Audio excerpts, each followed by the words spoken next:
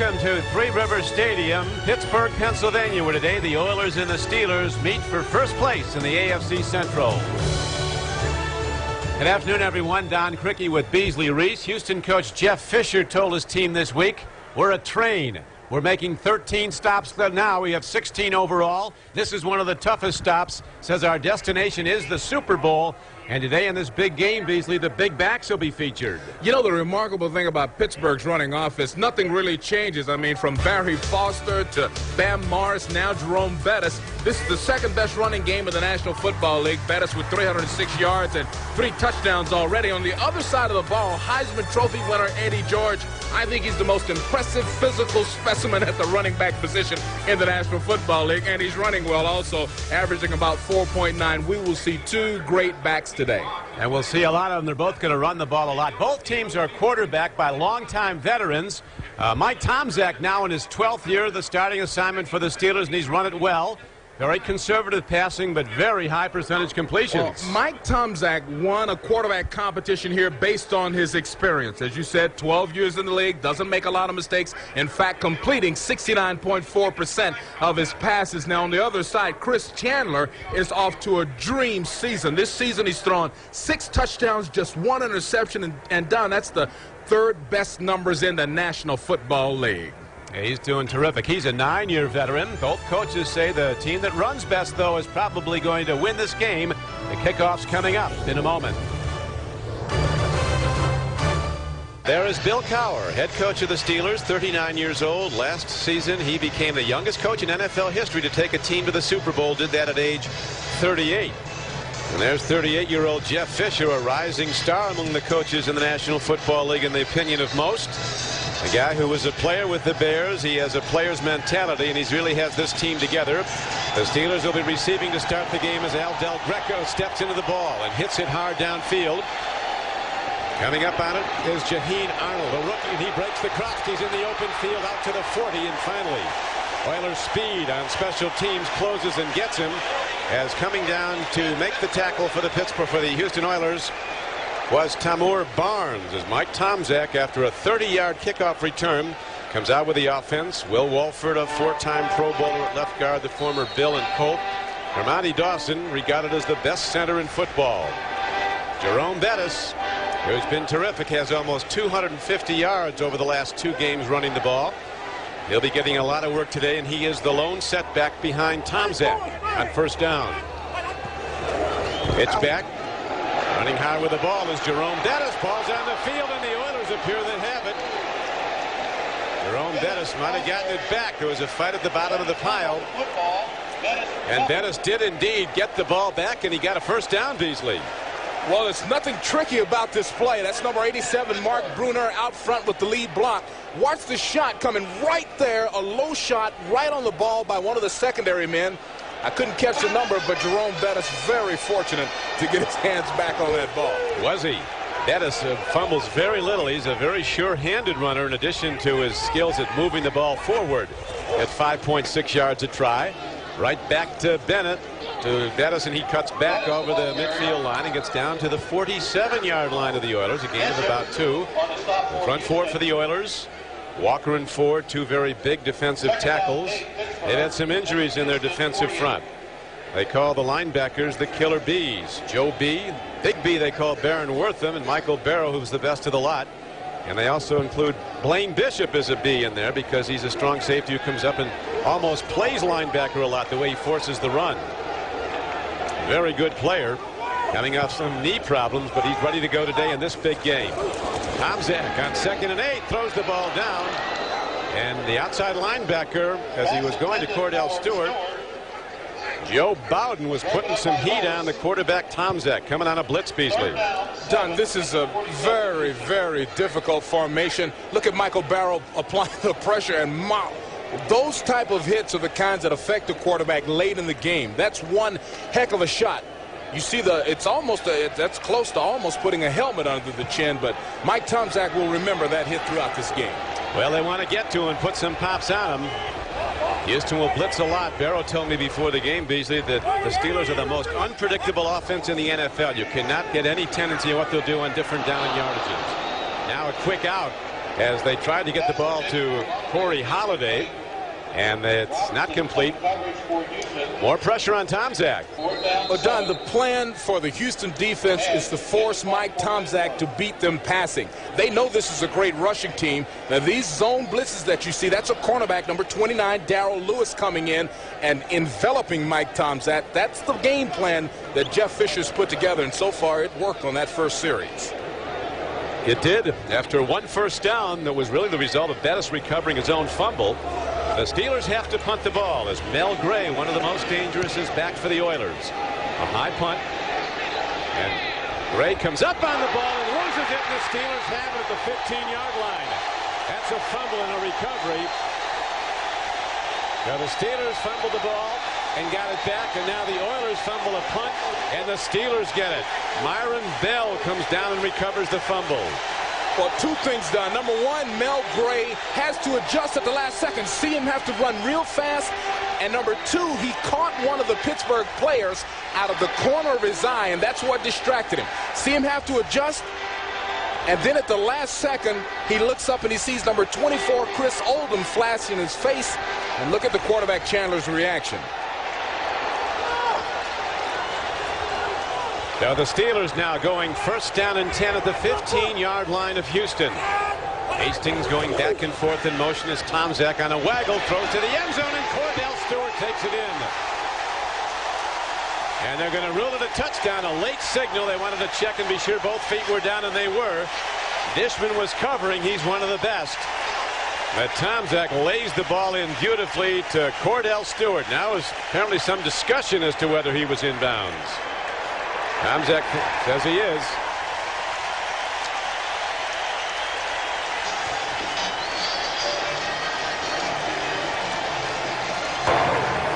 Pass interference, number 22, defense, penalty is declined, touchdown.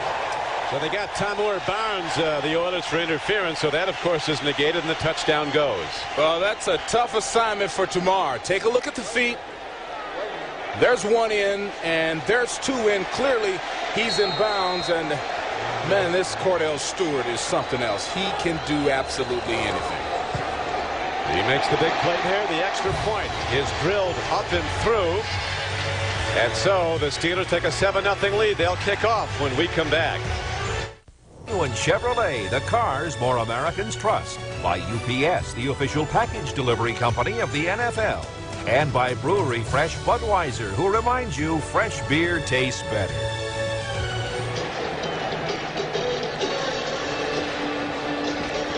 Now here's another look at the touchdown. It's an excellent throw by Tomczak. At the other end of it, Cordell Stewart gave himself plenty of room to the outside, and look how he only uses one hand, the right hand, to make that catch on the very talented Chris Dishman. Dish had the left hand, so Cordell Stewart used the only hand available and brought it in. And that is the first touchdown of the season for Cordell. So the Steelers capitalize on the fumble by Mel Gray, the fumble of the punt, and take it in on the pass. Now Norm Johnson kicks off for Pittsburgh. Hits it down to the 7-yard line. This is Mel Gray again. And Mel Gray shoots ahead and then puts both arms on the ball as he dives out to the 32-yard line. As we look at Chris Chandler bring out the Houston Oilers offense.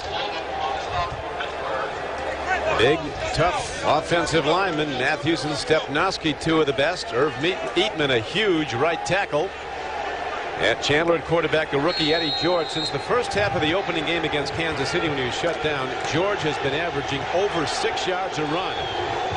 Jerry Rome, the offensive coordinator, called the H-back Wycheck maybe the most underrated playmaker in the league. He leads the Oilers with 11 catches. Chandler hands off. And this is Eddie George, and he takes it out to about the 34-yard line, where he's knocked down by linebacker Jerry Olszewski. As we look at the Steelers on defense, good people up front. Jason Gilden back in the lineup. He'd been hurt. Levon Kirkland having a fabulous year. He leads the Steelers with 3 interceptions, and he's a linebacker. And this is one of the elite secondaries in pro football, led by cornerback Rod Woodson. Here's Chad Brown, a top outside linebacker. He's where Kevin Green was in recent years, at the right outside. On 2nd and 8, they go to Eddie George. He turns it wide, and the Steeler pursuit is there. Another ball on the field. And the Steelers think they have it again. Osofsky comes up with a football. So big games turning on big plays, and the Oilers have blown it twice with 2 fumbles. Watch number 99, Levon Kirkland, coming in with the shot right at the end of that. See him put his hand in and pull, and that's where the ball came out. Now, Don, really what's happening here is that for Houston, this is like a Super Bowl, like a playoff game. They put so much meaning on this football game that they're making mistake after mistake. Good point. They came in tight. They really did look on this as the start of the playoff season. If they can upend the Steelers in Pittsburgh, it could be a playoff season down the line. But right now, the Steelers are in command as Bettis breaks it inside the 20. Taking on tacklers and knocking them back, and they still can't put him down. As he goes out of bounds at the 13-yard line. A gain on the play of 14 yards and a first down for the Steelers. Well, a nightmare for a defensive back is a Jerome Bettis rumbling into the secondary, and Dishman's got to come up and take on all of this manhood right here. And look how he just takes the left hand and pushes him for another 3 yards. Jerome Bettis' attitude when he runs the ball is upbeat, it's aggressive, he bounces around. This guy's a pleasure to watch. He's had some big numbers in the recent games. 245-pound back, and they go right back to Jerome Bettis, breaking tackles, knocking back Oilers, and taking it down to the 10-yard line. A gain of about 3 on first down for Jerome Bettis. Well, the way you stop a Jerome Bettis is to get a lot of people to the ball and get him before he turns up. See, now his shoulders are north and south, so he can deliver the punishment. And you see it takes 4 guys to bring him down. You've got to get a big back before he gets his speed up and before he turns north and south. I mean, that is critical. And now Beasley / Stewart, who caught the touchdown pass, is back in the game. He is flanked wide to the right. The lower portion of your screen, lower right, as a wide receiver as Tom Zach again swings it out. This time it's Bettis. Look at that hit. Oh, man. Joe Bowden, 58. He actually took his hat off after he hit him. But he got the head-on shot on Bettis and literally knocked this 245-pound fullback backwards. Well, you won't see any harder hit than this. Watch him take his helmet off to make sure that Bettis knows exactly who hit him. This is going to be a hard-hitting game. It's already started. Oh, boy. Well, this should be on all the highlight reels. Wow. But the Steelers looking to capitalize on a second Oiler turnover in the first quarter. Pittsburgh leads 7-0 from the shotgun. Tom Zach stands in. Good timing. Here's a lob throw to Cordell Stewart. He's taken down in the end zone. But the official said they were both going for the ball. It was Steve Jackson who was covering. So it's no pass interference, and it brings up 4th down. Here comes the kicking team. Well, Don, that incidental contact was incidental and almost on purpose. I mean, it looked like he was taken down. It did. It looks like he. Now watch Cordell at number 10. He'll break in, break out. Now Steve Jackson knows he's in trouble right now. And so, you know, that's either an old trick or an accident. Now, when I was playing, you know, we kick those legs a little bit and accidentally fall down. So, absolutely, you never know. It might have been a great play. Have to do what it takes. Here is Norm Johnson. He just gets it inside the upright. It is good. So the Steelers again capitalize and take a 10-0 lead as the NFL on NBC continues. Bill Cowher well pleased with the opportunistic Steelers jumping on a pair of Houston Oilers fumbles in the first quarter and scoring 10 points off them. Steelers have been awful tough to beat here. They're 30-8 on this field since Bill Cowher's been their coach. That's 78% wins. The Oilers have done okay here, though, Beasley. They've won 4 of the last 9 here, which most teams haven't done nearly that well. As Norm Johnson now kicks the ball off. And Mel Gray, who fumbled the punt that led to the touchdown, runs it back again. Mel Gray weaving his way out, gets to the 30-yard line. A 20-yard return on the play. As down to get him on special teams was Fred McAfee. Don, this is a critical offensive series for the Houston Oilers. I mean, they have got to settle down. As I said earlier, they came into this game, and everybody I talked to a man, was talking about the intensity of the rivalry, how big of a game this is. It's a very important game for them, but they've got to calm down. The battle of the expansion teams. Jacksonville takes an early lead. Jacksonville in its last, over these 2 years in the league, is 5-15. While Carolina's 10-9 and 14. They're 10-4 over their last 14 games. Dating back to last season. Here's Eddie George breaking into the open field. And Eddie George comes inside the 40-yard line and is going to be knocked out of bounds as the big back from Ohio State runs for 34 yards, and the Oilers get a much-needed big play. Well, if you give him a crease, this is exactly what you get. Off the right tackle. It's a great read by Eddie George, and then watch how he turns number 27, that's 37, Carnell Lake, that he turns 360 twice before they actually get the guy down. That's a great run.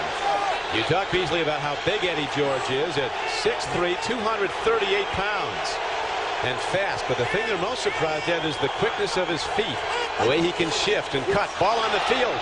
Somehow Chandler picks it up and throws it right to Chad Brown, who drops it. Oh, this is not NFL quality football the Oilers are demonstrating early on.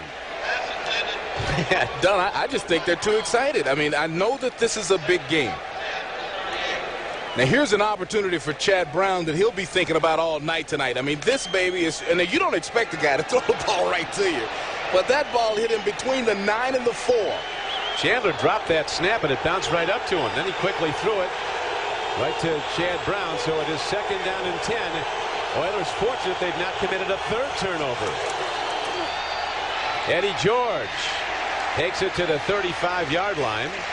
Michael Barrow is saying, Beasley, that Eddie George was shifting his feet and trying to make too many juke fakes early in the summer and also into the first game. They told him from now on you get one fake, then you hit the hole. If there's no hole, you make one. You know, that's really one of the things that he had to learn. In college, he had a little more time. In the pros, things happen so quickly that you have to be very decisive and hit the hole with great authority. Ronnie Harmon, number 33. Offset to the right in the backfield. A pass-catching specialist out of the backfield. Look at the Steelers bring people up. It is 3rd down and 7. Chandler stands in. Gets some time. Makes a throw. And a connection. It's short of the first down. It's down to the 30-yard line. So will they go for a fairly long field goal or try to go for it on 4th and 2? Down 10-0. Jeff Fisher getting set to make the decision.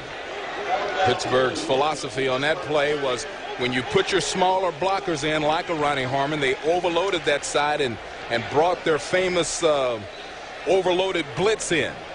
I thought Houston did a real good job protecting, though, and giving Chris Chandler time to at least find something. Al Del Greco asked him how it is to kick at Three Rivers. He said, I don't care where I kick as long as it's artificial turf. This is a 47-yarder, but it's so much truer the set down off artificial turf. But this one's blocked. So the Steelers doing great work on special teams. And they block the field goal attempt by the sure-footed Al Del Greco. Brenston Buckner, number 96, is credited with the block. And Pittsburgh, with a 10-0 lead, takes over the ball as the NFL on NBC will continue. The Houston Oilers offensive line as it is bowled and powered backwards by the Pittsburgh Steelers. I mean, they just took over. Look at that's like a truck going through, and Buckner just raises the big palms up and knocks the ball down. That is almost embarrassing for an offensive line to collapse that fully. Particularly an offensive line that good, as Del Greco was 8 of 9 before that block, and as mentioned, he's only missed a 55-yard attempt that, if good, would have beaten Kansas City in the opener. Boys will have ice on their back if they keep letting them run over them like that. I mean, that was a powerful surge. The Steelers, 1st and 10 with a 10-0 first quarter lead. Going for their 3rd straight win after losing their opener at Jacksonville. They've won their first 2 games, doing it at home.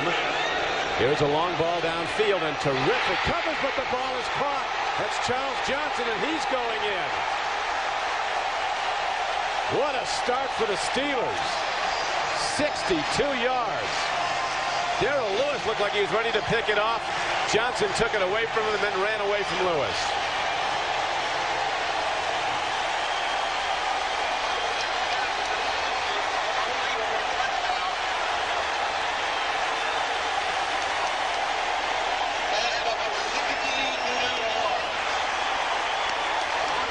John, Charlie Johnson was not open. Mike Tomczak simply said, my athlete will defeat your athlete, and threw the ball up high and in the right position. Darrell Lewis was in great position. That was the 9th catch of the year for Johnson, his 2nd touchdown. The extra point by Norm Johnson is up and good. And the Steelers have really knocked this game wide open with big plays in the first quarter, as Pittsburgh leading 17-0. Look at Darrell Lewis, number 29. Great position. He knows it's a deep ball. He's way ahead of the receiver, puts himself in the right spot, but a la Lynn Swann. Charles Johnson goes up over his head and pulls it in. That is a great football play. I mean, that looked exactly like some of the catches that the great Lynn Swann made jumping over people's head. I think back to the 1975 Super Bowl when Swann jumped over Mark Washington. That's right. Just like that. Same play. A pirouette, and in he goes. That's beautiful. A thing of beauty. 2 scoring drive today for the Steelers for their touchdowns took a total of 16 seconds. The 16-yard pass to Cordell Stewart, now the 62-yard pass and catch and run. Tomczak to Charles Johnson, and a Norm Johnson field goal in between. Oh, boy. That's got to feel good for quarterback and wide receiver. Those are the things that you dream about for the rest of your life. I mean, you never forget a play like that and a moment like that. Red River Stadium is rocking too as these Steeler fans up and cheering. Now Johnson hits a low ball down, and an up back takes it and runs it back. And the ball is run out to about the 34-yard line. Looked to be Michael Roan, one of the tight ends, who ran it back, number 80. And Chad Brown made the tackle. And now we remind you that Tuesday in primetime at 8 Eastern, Game 1 of the Division Series, as the Yankees host the Texas Rangers at the house that Ruth built. Juan Gonzalez, the power hitter for the Rangers, testing that long ball power against the Yankee veteran David Cone. The Yankees and the Rangers in Game 1, Tuesday night at 8 p.m. Eastern, 5 Pacific, here on NBC. Chandler, play flaking, he's looking long. Long ball downfield, and the ball is broken up down inside the 15-yard line as they were going for Willie Davis, who has 6 catches this season, but 3 of them have been for touchdowns. That's Willie Williams, who is defending 27. Willie Williams on the corner, number 37, Carnell Lake in the middle. This should be an interception for the free safety. He's covered in the middle of the field, but Carnell Lake allows the receiver to get behind him. There's no way that you can throw the ball far enough to get that open. Both defensive backs did a good job closing there because Willie Davis had a step on him right at the end.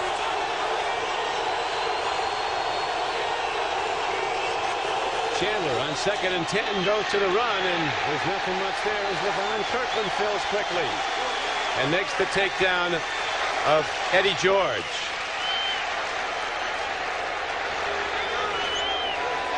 Kirkland's having a great season. 6'1", 264 out of Clemson. He hasn't missed a game in 5 seasons.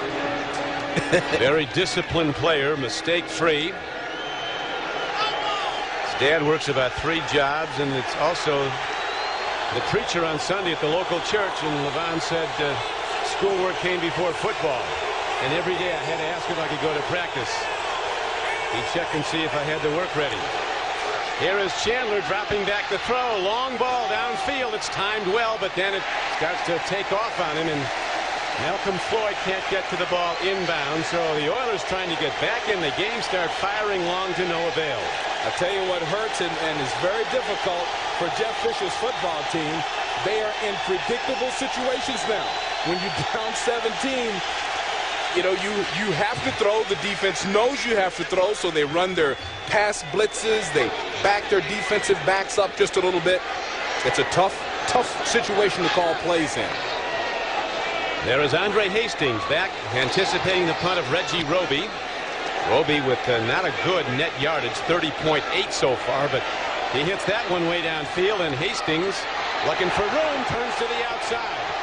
And finally, he is caught And rundown is coming down to get him was Rodney Thomas, a running back. 52-yard punt, but an 11-yard return. Heading into week 5, there are the unbeatens in the NFL, although Minnesota and Carolina from the NFC are losing at the moment in their games. Indianapolis, a terrific start, Beasley. Just a real good mix of offense and defense under their first-year coach, Lindy Infante. Well, people thought that was some fluke last season, but you can see now that that's a real football team. Harbaugh is unbelievable. Great numbers again, and he was the #1 rated passer in the NFL last season. As on this field, the Colts almost went to the Super Bowl, came within 1 play of beating the Steelers in the AFC Championship game. Gary Walker making the stop as you see the total yardage numbers, but the real numbers that are plaguing Jeff Fisher's team right now, the 2 turnovers that were turned into points by Pittsburgh, 2 fumbles recovered by the Steelers. Coming into this game, the Oilers were +6 in turnovers and building their 2-1 record. It's 2nd down and 4. Bettis. There is room to run on that left side as tackle John Jackson and guard Will Wolford and the tremendous center Dermontti Dawson all knocking people down. Now see, here's a great look at the blocking. That offensive line is, and look how they smash and just totally wipe out part of that Houston Oilers defensive line. Jerome Bettis hits it running full speed, and let me tell you something, I would hate to be a defensive back in the Houston secondary today. Marcus Robertson had to hit that big fullback by himself. And Bruner, the 2nd-year tight end, 87, he is a tremendous blocker. He had a big block on that play. As again they go to Jerome Bettis. You can't give it to him enough. He loves getting the ball, and he's now over 50 yards rushing today, and we're still in the first quarter. Well, one of Houston's goals was to keep Jerome Bettis under 100 yards. He's got 2 games already this year over 100 yards. And you're not going to do it the way they're playing right now. This guy wants the ball 25 to 30 times a game. We asked him yesterday what would be a good number, and that was his answer. He is like that bus you see right there. That's right. It's a human bus. Oilers were saying you got to get him low. If you take him on high, he'll knock you back. Here is Bettis again, fighting his way across midfield on 2nd down and 8. He's ahead for a gain of about 4 yards. Down to the Oilers' 48-yard line.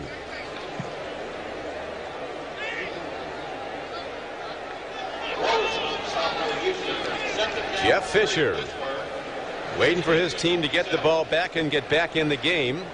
As if Fred McAfee now goes into the offensive backfield of the Steelers, and Jerome Bettis is going to get a breather. 3rd down with 3:40 to play in the first quarter, and the Steelers in the lead 17-0. Tomczak needs 3. He gets it. Go to Hastings. He caught the ball inside the 45-yard line, right where he had to be, and was knocked back. And the spot from the linesman gives the Steelers a 1st down. Lane Bishop came up and hit him hard, but Tomczak converts again. You see, that's the mark of a real good offense that's playing right on the money. They picked up the blitz, saw the blitz coming. Tomczak recognized it, the wide receiver recognized it, and they were wide open right there. In their last game, Jeff Fisher's Oilers had no turnovers against Baltimore, but 2 in the first quarter against Pittsburgh, 2 fumbles. The Steelers have turned into 10 points, and they also blocked a Houston field goal, and the Steelers really rolling with a 17-0 lead. Bettis. That time, about everybody in a white shirt got a lick on him, and Bettis is knocked down, but still got ahead for a yard. Ball spotted at the 44-yard line. There is Chan Gailey in the baseball hat to the right. As you mentioned, Barrow said his offense is absolutely unpredictable. You don't know what they're going to do at any down and yardage. There is absolutely no form chart to work off in trying to defend this Steeler offense.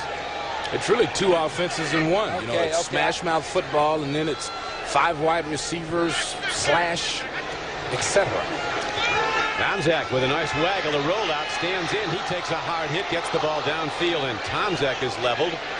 He was looking at Mark Bruner, but coming in to get a shot on him was number 96, Gary Walker. You know, there's several challenges in football, and one of the challenges for the Houston Oilers was to stop the run and force Tomczak to make plays, and you know, he's really done it. He gets a good pop here, but he threw that to a spot where no one would intercept him. He picked up the blitz on the last play. He threw the touchdown pass to Cardell Stewart. So far, Mike Tomczak is answering the challenge. This time Tomczak needs 9 yards, almost 10 on a third down play. Drops, swings it out. He's got Fred McAfee. And McAfee turns it up but is knocked out of bounds short of the first down. Now it could be a penalty, a personal foul. A late hit. If it's called against the Oilers, it will be a first down. As Houston is imploding, blowing themselves up. Yes, they are. Now, you know, at the end of that play, I thought the defender held up and really didn't physically sling and body slam him. I thought he backed off just a little bit. I think it was number 29, Darrell Lewis. But apparently the official standing right there saw that he did put a little swing at the end of it. Now let's take a look at it here to see. Right now, I thought he backed off. See, look at that. He doesn't really spin and slam him. Darrell could be in ill humor, though, after getting beaten on that 62-yard touchdown pass caught by Charles Johnson, Beasley. Although it certainly wasn't anything blatant there. No, I disagree with that call. I didn't think that he grabbed him and spun him down after they were off the field of play. Bill Cowher thinks it's terrific. Here's Tom White. There is no foul on the play. You're right. It's not unnecessary roughness. We're picking up the flag. Now that's great officiating. The fans here don't like it, but they talked as a group and they changed the call. I mean, I think that's officiating at its best.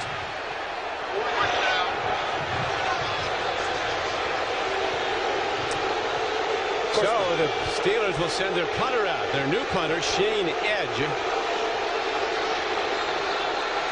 He's standing back at the 49-yard line. Here's Bill Cowher. He can't be too unhappy, though, with the way this game has gone. A 17-0 lead in the first quarter. That's an intimidating man. Whew. Boy, let me tell you something. Whatever he told me to do as a player, I would do twice. Look at his face. Woo. It's like the old Henry Jordan line about Lombardi. When he told you to sit down, you didn't even look for a chair. And the official just nod his head. Yes, yes, coach. Yes, coach. Oh, boy, he's hot.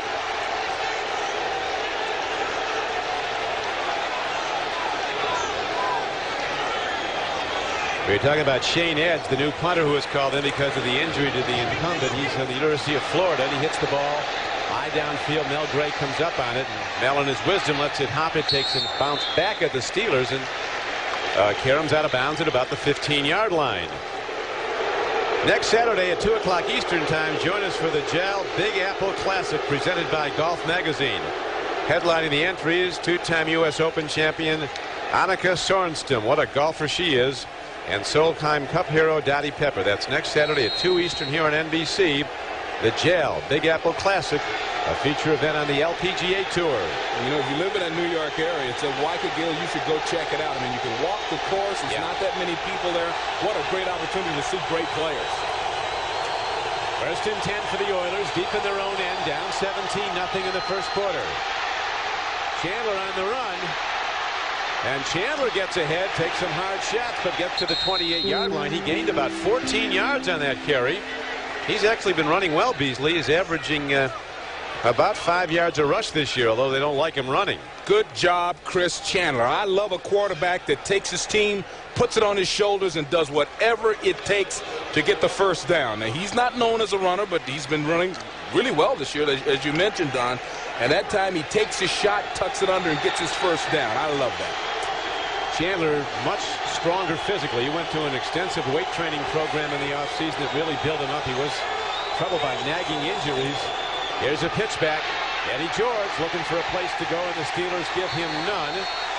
Oliver Gibson in a defensive tackle. Number 98 is the guy who hit him in the backfield, and then number 37, Carnell Lake, finishes him off. See, this is just great defense. Now, here's one of the things that Eddie George has to learn. Well, really, I take that back. That was nothing. Every gap was covered. See, I thought Eddie George might have taken a little time looking for a hole, but he did not. There was nothing there. Nothing at all. And there's a loss of 2 yards to make it second down and 12. Chandler swings it out. Here's Wycheck, the man they call their playmaker. The Steelers are pumped for this as their whole defensive secondary swarms on them, led by Carnell Lake. Levon Kirkland also dropping back. And so as the clock ticks out to end the first quarter of play, the Oilers will go on offense again when we come back. But at this point, the Steelers capitalizing on Oiler turnovers in command 17-0 as the NFL and NBC continues. It's a North Texas State product. We're all built like that. A mean green eagle. That's right. He's a great change of pace for that football he's a team. player. They go Bettis, and then they bring in Pigram, and my goodness, talk about shifting gears from Mack truck to Gazelle. Well, also, Beasley, on the other side of the ball, Jeff Fisher says his three running backs are so different, Eddie George, Ronnie Harmon, and Rodney Thomas, that it's unsettling for a defense. They all are very different style runners and receivers. Right now, they have Ronnie Harmon in the backfield, along with Rodney Thomas. Third, and Chandler needs 7 on this throw. He's going for all of it. And the ball is separated by Willie Williams, who knocked it away. He was looking at Chris Sanders, who has some phenomenal receiving numbers every year, averaging almost 27 yards a catch this year for his 4 catches. Well, Willie Williams and Chris Sanders have been going at it in more ways than one. I mean, these guys have been battling, and that's almost a replay of the catch we saw Pittsburgh complete. Wide receiver trying to jump over the defensive back's head. 2 great athletes just running and jumping for the football. I love it. That was a terrific play by the cornerback Williams of the Steelers. And now Roby hits a spiral punt downfield that Hastings comes up on. It takes a hop out of bounds on the near sideline at the 29-yard line. And that gives us a chance to get an update on what the Bengals and the Broncos are doing as we go to Greg Gumbel in New York. Greg? All right, down at Cincinnati, after falling behind by a field goal, the Broncos decide to ride the strong right arm of John Elway. 11-yard touchdown pass to Shannon Sharp.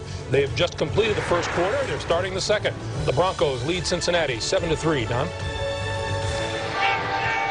Broncos off to a big start.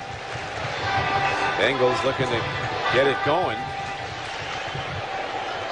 Right now, the Houston Oilers guilty of 2 first-quarter fumbles that the Steelers turned into 10 points on the way to their 17-0 lead, trying to get the ball back from Pittsburgh.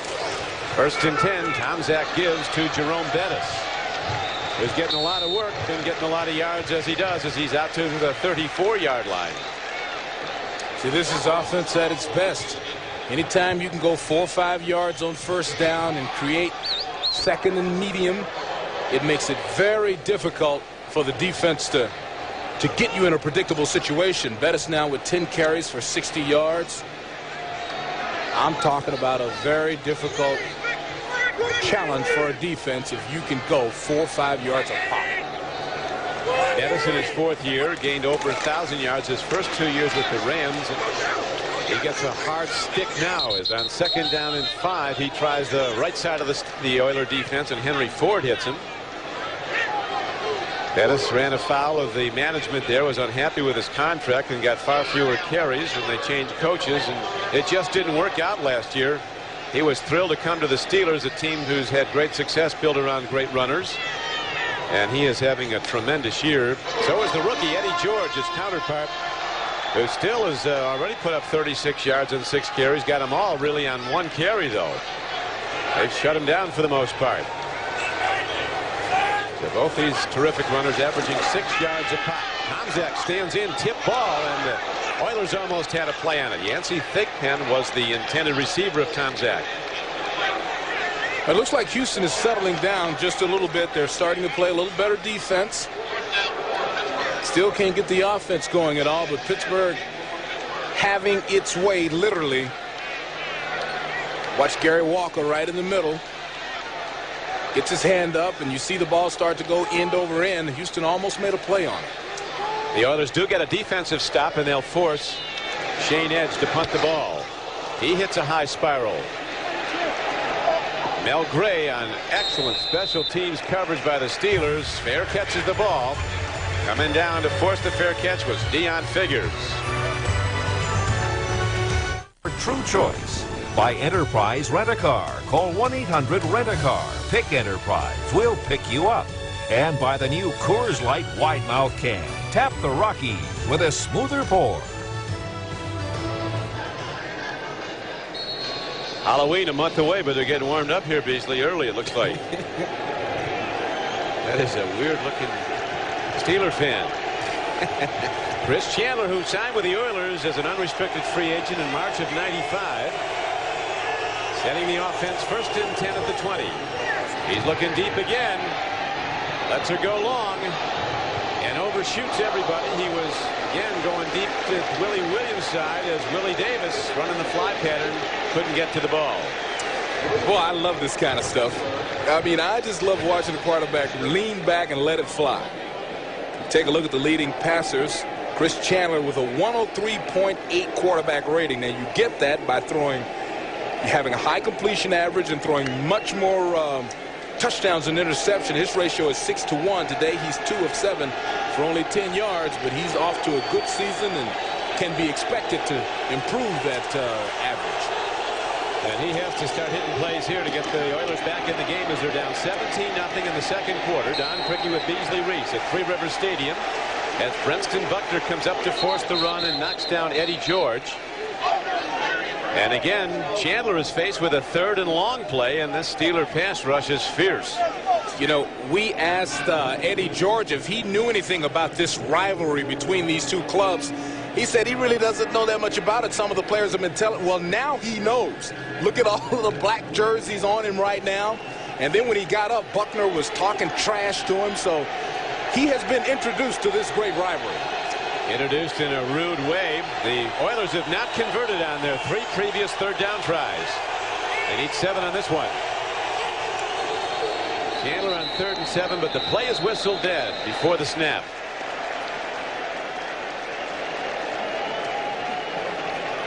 And the preliminary signal is against Houston. Might be an illegal motion. Here's Tom White. Play game. Offense. Did not get the playoff in time. 3rd down. Not good. Houston is self-destructing. Turnovers, penalties.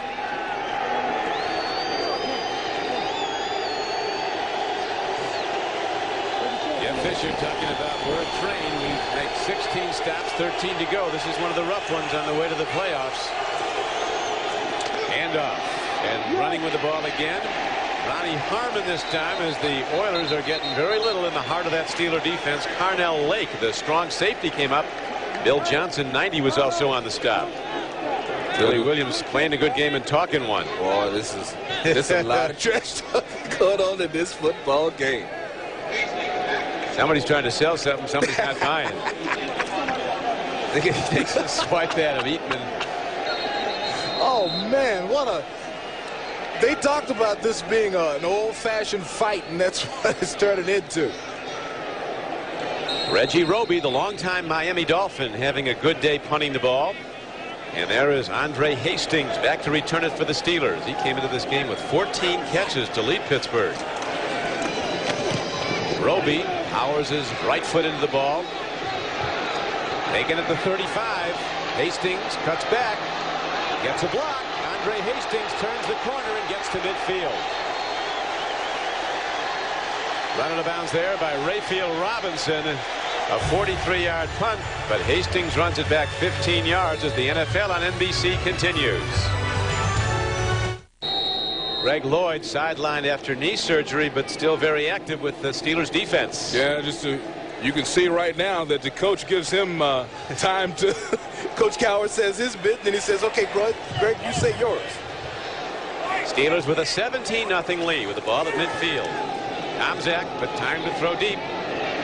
Overshoots his tight end, Bruner. Now for more on the Bengals and the Broncos, let's go back to Greg in New York.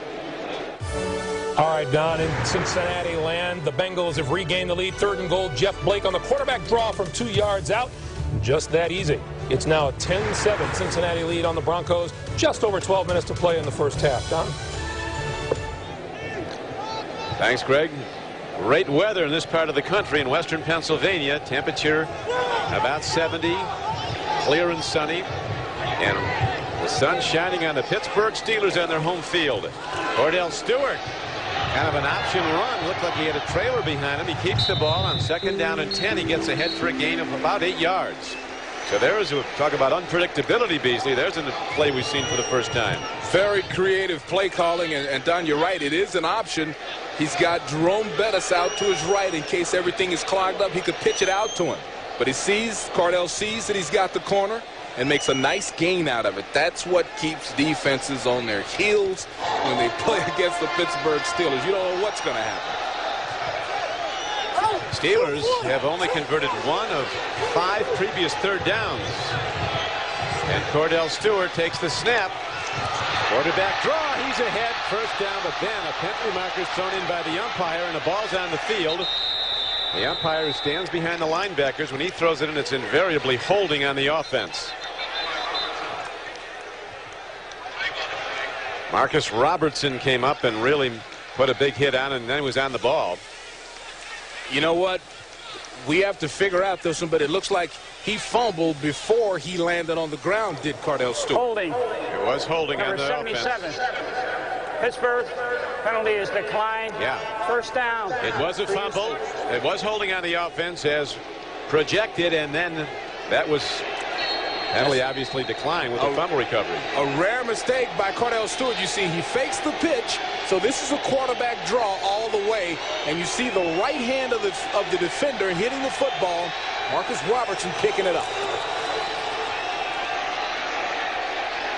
Eddie George runs the ball. Levon Kirkland is there quickly to knock him down. Eddie George, the 4th Heisman Trophy winner to be drafted by the Houston Oilers. Billy Cannon, the great Earl Campbell, Mike Rozier, the others. Eddie winning the Heisman last season after his brilliant senior season at Ohio State.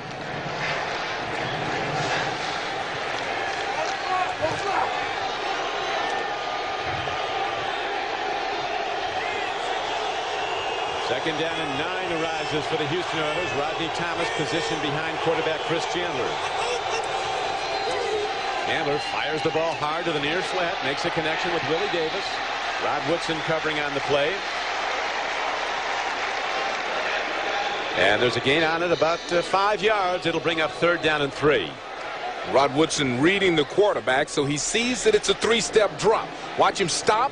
See, he stopped even before the receiver stopped, and then charge forward to keep that at a minimal gain. That's what all pros do.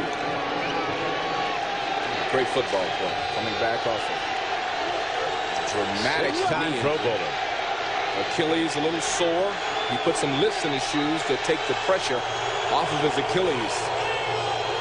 On 3rd down, the Oilers need 3. They go to the run, and it's going to be close. It looks like Ronnie Harmon, who ran, might have gotten it.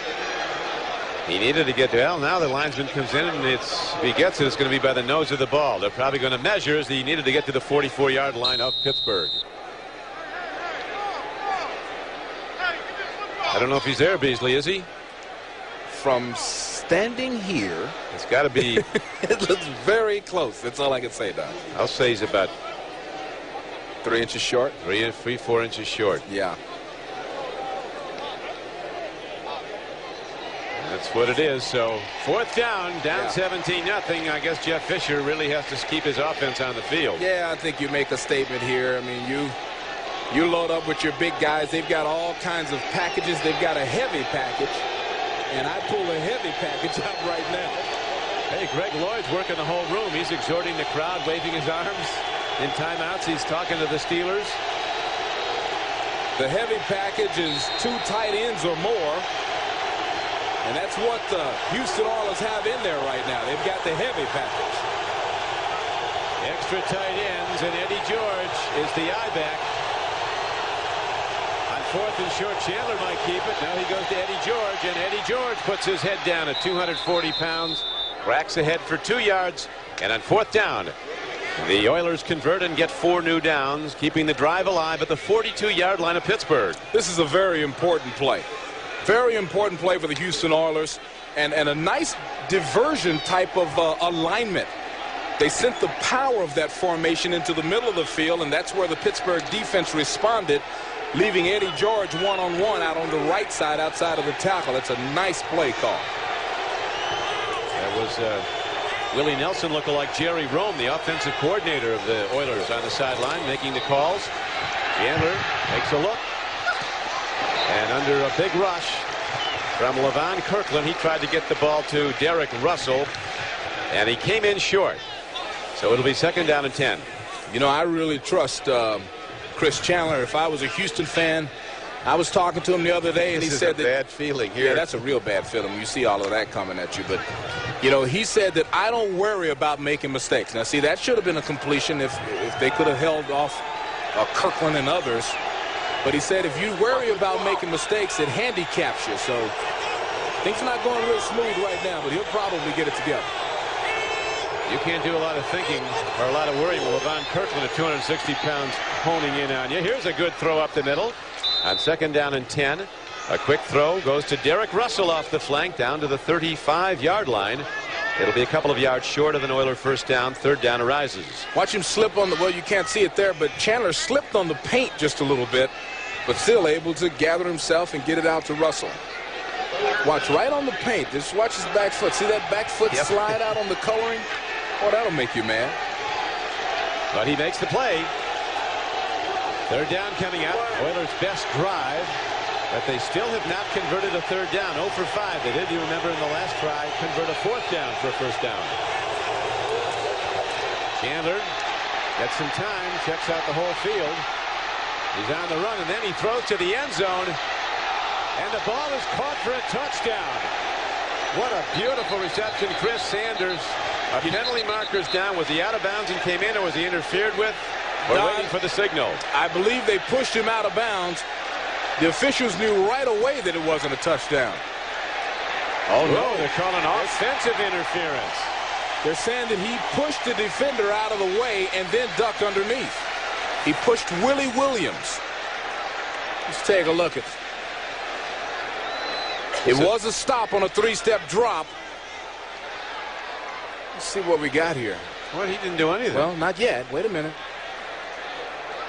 That's a touchdown. Oh, that's that's a poor touchdown. Call. That's a bad call. Oh, whoa. Pass interference, number 81. Offense, 10 yards, 3rd down. They are thinking that he pulled himself in front of Willie Williams. He did not. It's okay to touch. You can touch as long as you don't impede the progress, change someone's forward motion. Chris simply adjusts himself, reaches over the top. That's a great catch, and it should be a touchdown for the Houston Oilers. And as always, getting terrific pictures from our NBC crew all game long, as it is now 3rd down and a long way to go for the Oilers. They need 13, and the ball's on the field, and it's recovered back at the 45-yard line. Arnell Lake was coming on a blitz. That was a dramatic turnaround in this game, negating that touchdown catch. On the right side of your screen, look at 37, Carnell Lake. Nobody touched him. They had more rushers than they had blockers, and that's always a problem. A big one. So Andre Hastings now goes back for the Steelers, standing back at his 13-yard line. Roby, boy, he boomed this one, heading towards the end zone. It skips in for a touchback. And with 5:49 to go in the 1st half, the Pittsburgh Steelers, holding to a 17-0 lead, will go on offense as the NFL on NBC continues. Don Craigie with Beasley Reese back at Three Rivers Stadium. The Steelers stunned the Oilers early. Actually, the Oilers kind of stunned themselves with a couple of first-quarter fumbles that the Steelers quickly converted into 10 points. Jeff Fisher is talking to Michael Barrow, Beasley, before the game. Barrow has nicknames for everyone. He calls Fisher the young Frankenstein. I said, where did you get that? He said, well, he worked under some mad scientists to start his career, Mike Ditka and Buddy Ryan. Said they helped shape him as a coach. That's good. Played under Ditka and Ryan, then he coached under Ryan. He said he really refined his skills as a coach when he went with Seifert and the 49ers. Got into that West Coast offense, so he has a broad background despite his youth. And right now he needs all his coaching acumen to try to direct his team back in the game as Jerome Bettis runs wide to the right and hits across the 25-yard line to the 26, and the ball's on the field, and they're going to rule he's down. The Oilers can't get a break. Well, that's the second one that Jerome Bettis has put on the floor. So the Houston Oilers need to keep popping him. But look at his attitude when he runs. I love to watch him run. Squares up, runs over somebody, runs over Blaine Bishop. These defensive backs are going to have major headaches on the plane home. See Bettis' numbers, very productive again. Came in with over 300 yards rushing through the first 3 games. 248 of those yards in the last 2. He's on target for a 1,700+ rushing season. And he's hard to hurt as we look at the ticker. The Vikings holding to a 1-point lead against the Giants. Jacksonville on offense, double clutching the ball. Continuing to lead 5 over yards, Carolina. second down. Well, that's a rare mistake by the best center in the National Football League, DeMonte Dawson.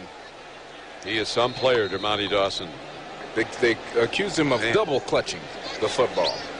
They say, well, the only guy they said that could get his hands after the snap up in front blocking somebody faster was maybe Dwight Stevenson from the Dolphins, who was the greatest center ever, I think, till he got hurt early. Here is Tomczak swept under as the Oilers get a sack. This was Gary Walker, number 96, who is credited with it. Gary Walker is your right tackle.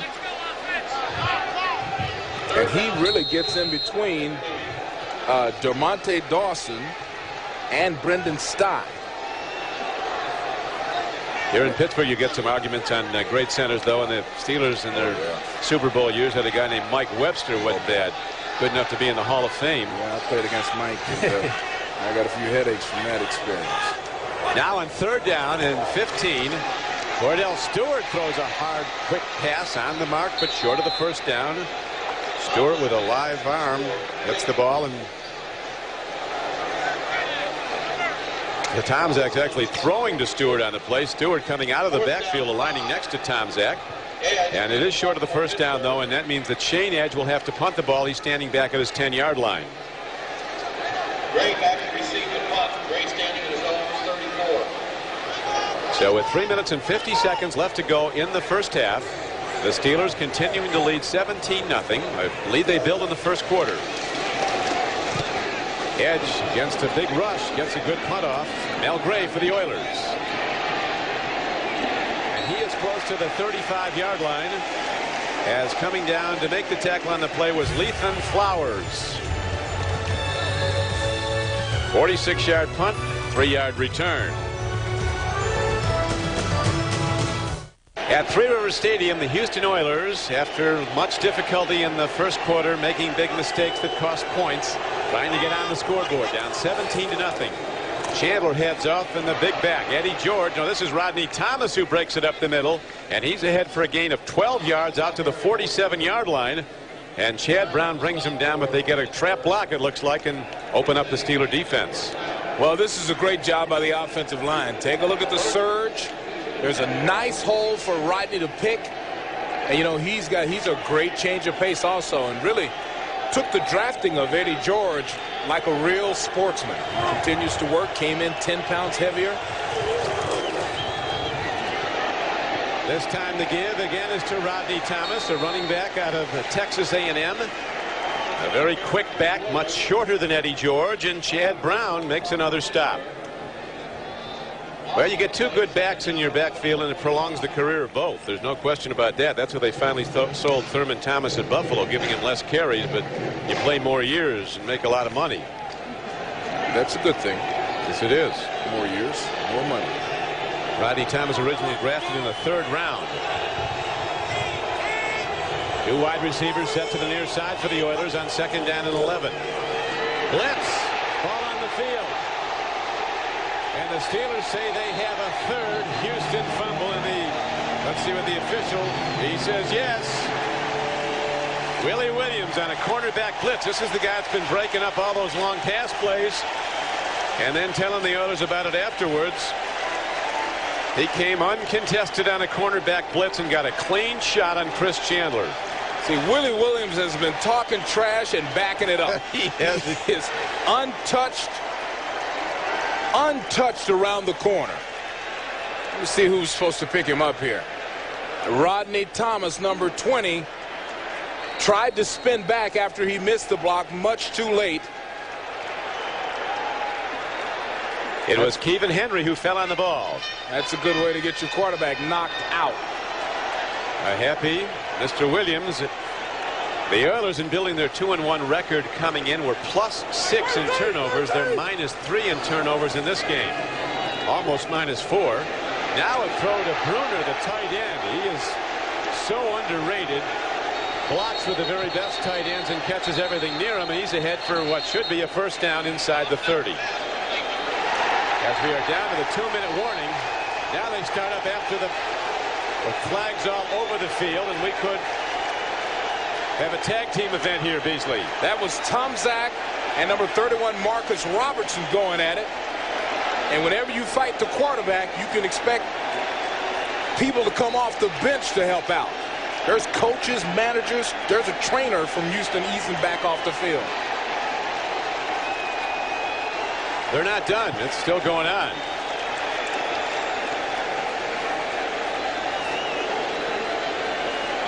Tom White, the referee, trying to bring law and order to the playing field here at Three Rivers Stadium, where the Steelers lead 17-0 and the Oilers venting their frustration. Bill Cowher bringing his team over to settle them down. The yellow flags called on you aren't going to win you games. Greg Lloyd, who's the sideline leader of the Steelers at this point because of his injured knee. Let's watch what started the whole thing here, Beasley. Well, there's Marcus picking up the ball. Running into Tomczak. Uh-oh. And Marcus thought that was a bit much. And, oh, man, he's dragging him by the helmet. Well, this is going to take some doing by Tom White and his crew to figure this all out. Just about everybody that had one fired a yellow flag into the air. Yeah, that's a good takedown by Tomczak. And look how he's dragging the guy around by the head. That's dangerous stuff. Robertson could get ejected. But he was the second guy in, though. Yeah. Let's see.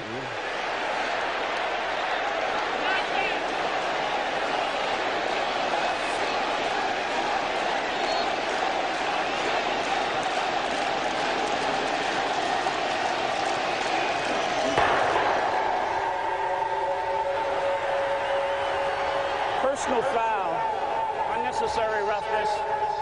Number 38 is disqualified from Houston. I think he Personal foul, number 18, offsetting. First down for Pittsburgh at the 29-yard line. First down, timeout, 2-minute warning. This story to be continued when we come back as the NFL on NBC continues. AT&T presents a world. The Houston Oilers gets much worse as their fine free safety Marcus Robertson, as we speculated, is ejected from the game for grabbing Tomczak by the face mask and trying to pull his helmet off after Tomczak ran into him. They said the official initially said number 38 on Houston's out, but he meant 31 Robertson. There is no 38 in the Oilers roster at this time. Well, as he leaves the field, what Mike Tomczak did was unnecessary roughness, like an illegal tackle. What Marcus did was a fight, and that's the reason he's thrown out of the game. What Marcus did was like a street brawl, grabbing a guy by the face mask and dragging him around 6 or 7 feet. So he goes to the locker room. It's a long walk to the locker room, and he's hearing it from the Steeler fans every step of the way. Walking with a little bounce in his step, though. You've heard a lot of noise over the years in this stadium. This is one of the great crowds in football, but I've never heard this loud of booing of anybody or any game. They better get some security around him. Well, he needs to keep his helmet on. That's right. This is not guys now, next son. to him need helmets. Don't take it off yet, sir. He's going to take the rope out. So the day is done for Marcus Robertson. Free safety for the Oilers as the Steelers go to the run, and Jerome Bettis weaving and cutting back and powering his way straight ahead on a 1st and 10 carry, a gain of about 6 yards. That's what he's been getting all day. The man they call the Big B, Baron Wortham, knocks him down. Number 26, Raina Stewart, 5'10", 192-pounder. He's a rookie from northern Arizona who's taking Marcus's place. Quite a difference between a 5th-round draft choice rookie and Marcus. Boy, is there. Here's a handoff. Straight up the middle they go again. It's Bettis, both arms on the ball. That's why he's such an infrequent fumbler. And he can still maintain his speed and power with both arms on the ball. As you see the game clock down to 1:19, and the Steelers take a timeout. Pittsburgh in the lead 17-0 as they were in the first quarter when they capitalized on big Oiler mistakes. For Jerome Bettis. He's got 77 yards already. First half of play on 14 carries. And that man is rolling right now. Oh, he is. So consistent. He gets plus yardage every carry. Runs his own interference sometimes. No hole, he'll make one. 1st and 10. Tomczak drops. Throws to the end zone. Man is there, and the ball is separated from Yancey Thigpen. Yancey troubled by injuries after that great season he had a year ago. Hamstring injuries kept him out of the lineup through the Steelers' first 3 games. Well, what a 85, 95 he had, though. He was fabulous. Boy, that was a great pattern, too. A little bounce in on Dishman. Gave himself plenty of room to the outside. And Dishman just in a fight. I mean, just in a fight to make him drop the ball, and he was able to do it. It's a good play in the defensive secondary. Those numbers from a season ago. Over 1,300 yards on 85 catches. Handoff, and this time the Oilers are there to knock it down. Coming up on the play for the Houston Oilers was Josh Evans, number 91. This is a player that Jeff Fisher and his staff feels can be a real star down the line. Not tall, but very powerful and quick. Well, he's only 6 foot tall, 280. Moves very well. 6 foot 280. Second year from Alabama, Birmingham. The loss on the play puts the ball back at the 24-yard line. Tomczak in the shotgun on a 3rd down and 16 play. Near side makes the connection to Slash. Cordell Stewart steps out of bounds at about the 18-yard line. Way short of the 1st down, but well within field goal range as the kicking team comes out. Be 4th down and 10. Well, this guy can do anything. You know, we spoke to him yesterday, and he said he's satisfied with this Slash stuff right now, but short term, long term, he wants to be the starting quarterback. I think that's the long-range plan, Beasley. They absolutely figured down the line he's going to be the guy. Tomczak in his 12th year. Norm Johnson ready to try the field goal. He hit one earlier. Drives the ball up and through. And the Steelers build on their lead. It's now 20-0. Pittsburgh kicks off when we come back. The Domino's Pizza NFL and NBC halftime report. Greg Gumbel, Mike Ditka, Chris Collinsworth, and Joe Gibbs will get you caught up with all the scores and highlights from around the NFL. Plus, Jim Gray has an interview with Dallas quarterback Troy Aikman. That's all coming up at halftime. Right now, we have just 23 seconds to play in the first half as the Steelers have built a 20-0 lead. And in truth, Beasley, the Oilers haven't been close to points other than the one catch in the end zone that was negated on a penalty call. And that looked good all the way in the replay as a touchdown, but it was taken away. Well, I'm convinced that was a bad call. At any rate, that's what happens when you're not playing good. I mean, just bad things happen. Too many turnovers for Houston in the first half. They self-destructed in the beginning of this game, and now in a fight to get back settled. Norm Johnson one-hops the kick downfield, and the field position will be out to the 40-yard line. So let's see if Chandler and the Oilers offense can get something going here, as Tim Lester was down to make the tackle on the play, and up back running the ball back and not very far was taken by James McKeon, an Oiler tight end who was in to block. 17 seconds left in the half, and the Oilers not on the board yet, down 20-0.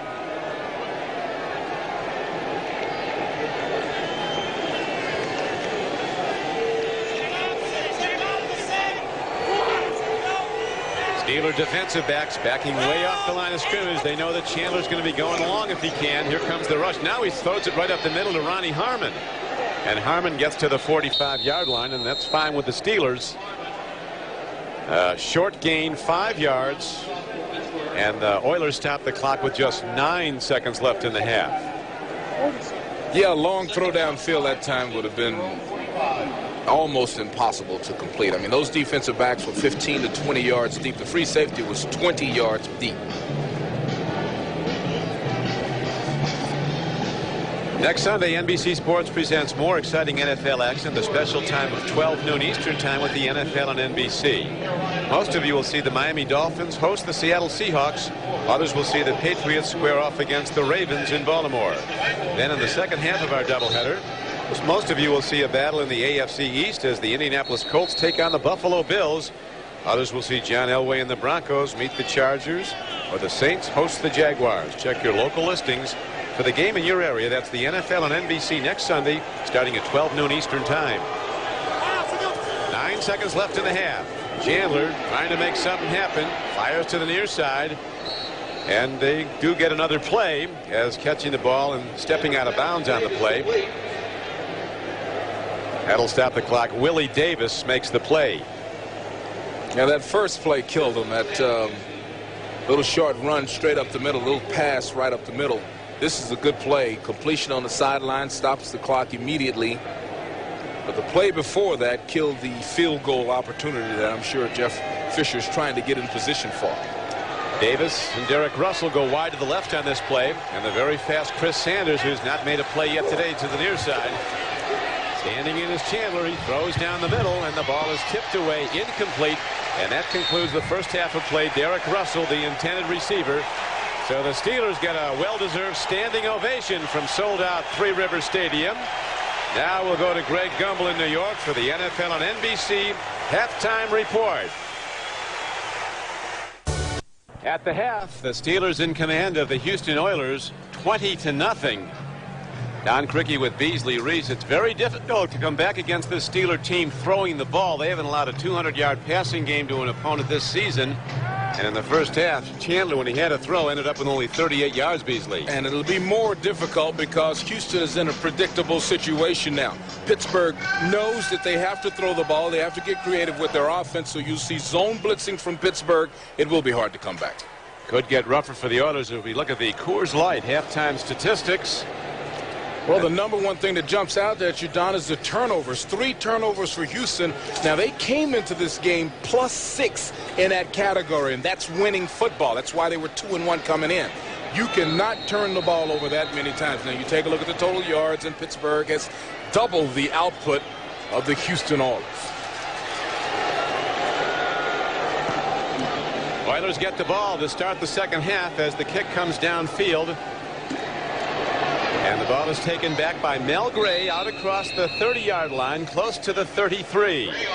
So here comes big Chris Chandler at 6'4", 225 pounds, originally a third-round draft choice out of the University of Washington.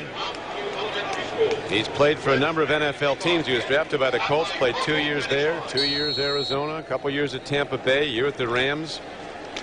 Over the last 27 games, Don, the guy's been unbelievable. He's got great numbers. Yeah, 91.5 quarterback ratings, 30 touchdowns, 13 interceptions. So he's got the arm. Eddie George into block for him now, and Chandler comes out throwing and comes in high, and a hard hit put on by Darren Perry. Separates Frank Wycheck from the ball as Chandler was right where he had to be with the throw. See, once again, this is a super defense. They've been in this situation dozens of times. This secondary's been together a long time. Look at the break on the ball by Darren Perry. Puts his shoulder in the back, forcing the receiver to let it go. This is a good football team. You'll see zone blitzing. they'll back up just a little bit and make great breaks on the football. The miss on first down puts the Oilers in a jam now as they have long yardage on second down, and Chandler against a blitz throws and gets some yardage, but not very much. He got it to Derek Russell on a short pattern, but the gain is only about 3 yards out to the 35-yard line, and again Darren Perry is on the play. That brings up 3rd down and 7 for the Oilers at their 35-yard line. Once again under pressure, but look at where all the defensive players are. Linebackers and defensive backs right on top of the tight ends and wide receivers for Houston. Oilers have not converted a 3rd down today. They are 0 for 6 on 3rd down conversions. They need 7 on this play. And the Steelers get there early. No flags. Chandler stands in. Makes a throw. A beautifully played ball as he gets it to Ronnie Harmon out of the backfield. And Harmon is down to the 35-yard line. So on this opening drive of the 3rd quarter, the Oilers get their best offensive play. 39 yards, Beasley. Doug, this is the zone blitz that Dick LeBeau is famous for. He sends it. Now the trick to beating the zone blitz is finding the places that are left open. And Chris Chandler found it. There is Dick LeBeau, the former All-Pro defensive back with the Detroit Lions for many years. Played collegiately at Ohio State. You don't know what he's going to do. We talked about the unpredictability of the Steelers' offense. It's the same way on defense. Eddie George runs on first down, doesn't get much, maybe a couple of yards to the 34-yard line where Kevin Henry knocks him down along with Levon Kirkland. 2nd down, 8. Steelers defense is a constant with the success of this team. You can always count on a rock-ribbed defense that knocks people around. Oilers needing badly to get on the board. The opening drive of the second half can often be critical. They need points. Here's a throw, another well-timed play as they get it on the near flank to Willie Davis, and he is quickly taken down by Rod Woodson. But on a 2nd down and 9 play, the gain is almost enough for a first down. Now, I was watching Rod Woodson, and I'm sure the coaches upstairs for Houston are doing the same thing. Rod Woodson is giving Willie Davis about a 10 to 12-yard cushion. He's coming off the knee injury. He's got the sore Achilles. So Willie Davis being one of the fastest receivers in the league, Rod Woodson giving him that respect. And that's the reason you'll see them go for these little short hitch passes in front of Rod Woodson. But you know Rod Woodson's ability to read quarterback drops, it's still dangerous. Inches short. 3rd down comes up for the Houston Oilers. Ball positioned at the 26-yard line. Jeff Fisher calmly looking on behind the shades. Future's not looking as bright right now for his Oilers. Jerry Rome, the offensive coordinator, looking over his notes. Most offensive coordinators, many are up in the press box, Beasley, chooses to be on the field. Yeah, you know, he says he has a better feel for the game and for what the players are feeling and thinking. And, you know, Don, I think this is definitely 2-down territory, I think, for the football team. They could go to this could be like a little fake. They could go to the end zone here, some type of a pass, knowing they've got 4th down to pick up that 2 inches. Or they could just go straight ahead. Penalty markers all over the field. As the Oilers had a tight end aligned in their backfield to block, they had Frank Wycheck right behind the quarterback, Chandler. Here's the referee, Tom White. Start. Number 75. Offense. Moving prior to the snap. 3rd down. The big right tackle, Irv Eatman, makes a mistake, so this takes some of the mystery out of the play call. It's now longer yardage, 3rd and 6. Oh, boy, this is bad. This is bad. I mean, critical situation. Team in good position, and Big Irv jumps offside. This is real bad. You can probably expect the Steeler blitz. They bring a defensive back up. Now he backs off. They give you a lot to think about, moving people in and out before the snap. Here's the throw and a catch. And falling ahead for the first down on a well-played ball, Derek Russell moving back at the ball, takes it in. Levon Kirkland grabbed him and wrestled him down, but it is enough for a Houston first down.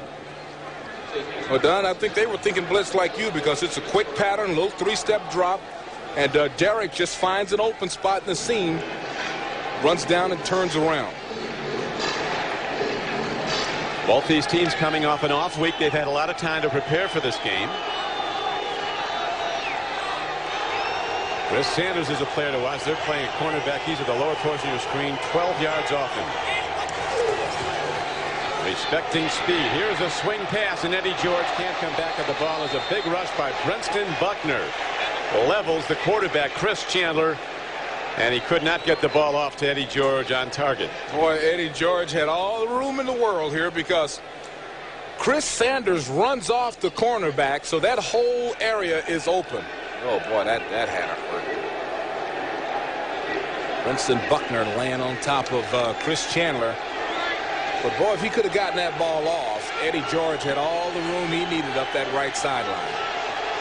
Now Chandler comes out and apparently changing the play as he barks out signals. It's difficult to call snap counts in this crowd noise. Here comes the rush.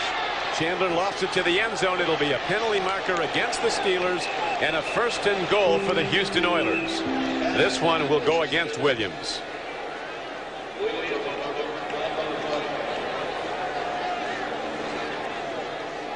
No, they're not, because again it's against the Oilers. Now they're signaling. They changed it. Boy, that would have been. Boy, no, that would have been rude. You can see that from up here. It was pretty blatant. He pushed him. Illegal contact. Number 27, defense, 5 yards, 1st down. He did the right thing, really, Williams. He saved a touchdown. He was getting beat. Little double cut, and he was wrong on it, so he did that is the smart play. It's exactly what you have to do. At least your team can line up 1st and 10 and have 4 downs to get out of it. That's a good play after a bad read. Putting the ball down at the point of the infraction, it was the 20. They wave it away from the goal line, move it back. It'll be 1st and 10 from there. As Chandler takes a look, swings over the middle. Well done. Chandler throwing across his body. Gets it to his tight end or H-back, whichever you prefer. Frank Wycheck making the play down to the 10-yard line, and there it will be 1st and goal Oilers. So this is smart football. A lot of people are doing this today. They get these tweeners, you know, these guys that are real good receivers, but they've got a tight end's body. And so look, because they're so big and they're going against defensive backs and linebackers, they can normally gain 2 or 3 yards after the catch, even though they're being hit.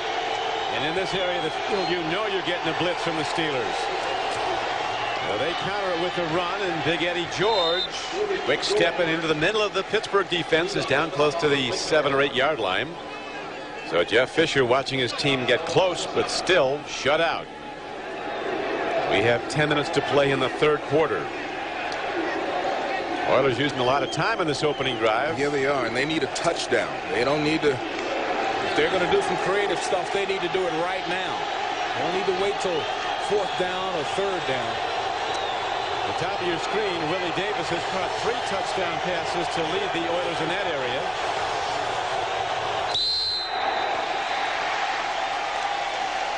And now a timeout signaled for, so Jeff Fisher is going to counsel his quarterback before the play. The cars more Americans trust. By United Airlines and its more than 50,000 employee owners. Come fly our friendly skies. By Allstate, for home, auto, life, and business insurance, being in good hands is the only place to be. And by McDonald's. Have you had your break today? Greg Lloyd looking on, exhorting the crowd and his teammates, unable to play this season after being injured with a patella tendon injury that needed surgery. Injured in the opening game at Jacksonville, the only loss to the Steelers this year. Chandler looks into the end zone, drops it short to Eddie George, and he's going to be taken down at about the 4-yard line on a 2nd and goal play. It'll be 3rd and goal from the 4 as Jerry Olszewski, who's one of the most underrated players around, from the University of Pittsburgh, number 55, underwent a complete knee reconstruction. And he's really come back to play well, and he's been an integral part because they've moved Chad Brown from inside to outside. For Kevin Green is now at the Carolina Panthers. Olszewski is a very savvy guy. Never out of position. 3rd down for the Oilers, looking for their first points. Chandler looks at the end zone, then fires the ball to an open man, and it's a touchdown for Houston as the ball is taken in by Willie Davis. So his 4th touchdown reception of the season. Well, give this touchdown to the quarterback, Chris Chandler, because as a defensive player, you think now he's going to try to run it. So they come off of their people that they're covering, and that leaves Willie Davis. So that's the old draw, suck the defense in trick that Chandler pulled.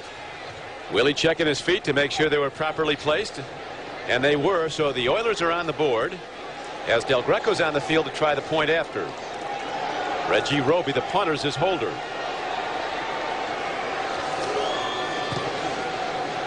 Didn't have his usual gusto in the kick, kind of a floating spinner, but it does go through.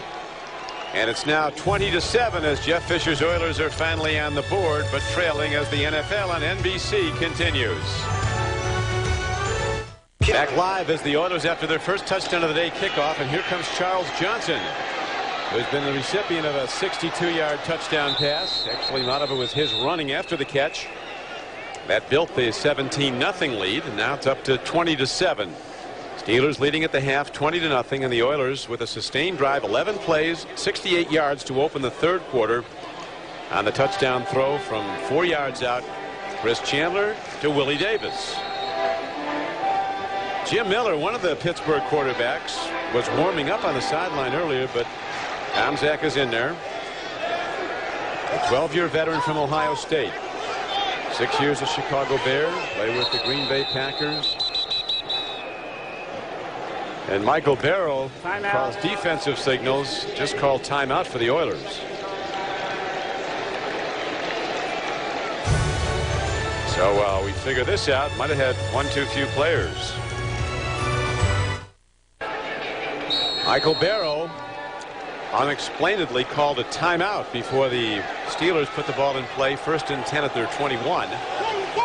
For the Oilers, who need all the timeouts they can get, now are down to 2, trailing 20-7. The handoff goes straight ahead, and the Pittsburgh Steelers run Jerome Bettis yet again, and he's ahead for a gain of maybe 3 yards, close to the 25-yard line. Don, I can hear the halftime speech by Jeff Fisher right now. He probably said, men, we've got to come out, we've got to control the ball and score first series. Well, they did that. You know, now they're looking at stopping this running game right quick, forcing them to punt. 3 touchdowns, and they're ahead by a point. I'm sure that was the halftime speech, and so far Houston's right on track. 2nd down. Tomczak at quarterback. 2nd and 6. A quick pass to Cordell Stewart, who puts a move on and loses people and gets ahead for a Pittsburgh first down. Ball could be on the field, but they're going to rule. The linesman comes in, and the ball hit the field first. He is down at that point. Lewis on the stop for Houston. We had a run blitz that time, so they thought that the Pittsburgh Steelers were going to run the ball. And as a result, Cordell gets the ball with one guy to beat immediately. Now Houston converges on the ball very quickly. See, look at all these guys blitzing. They were thinking that Pittsburgh was going to run the ball. And the ground can't cause a fumble. Cordell has not put up the running numbers so far this season he did last. He is only averaging 2.3 yards a rush coming into this game. As on first down, they again run Bettis right at the Oiler defense. The Steelers content to run time off the clock. You know, Cordell Stewart has 2 helmets as we see him unbuckling one. One is his wide receiver helmet. The second is the quarterback helmet that has the communicator, the microphone in the ear pads. It's illegal for him to wear the quarterback helmet. You know, they say that might be an unfair competitive advantage if he was to hear the play as a wide receiver at the same time the quarterback's here. Here's Tomczak with a throw, and it's picked off by the Houston Oilers. And running to the end zone is Darrell Lewis, who intercepted 2 in the last game against the Ravens. And lo and behold, the Oilers making things happen. A 36-yard return. Andre Hastings was the intended receiver, but Beasley, Houston's back in the ball game. The speech is working.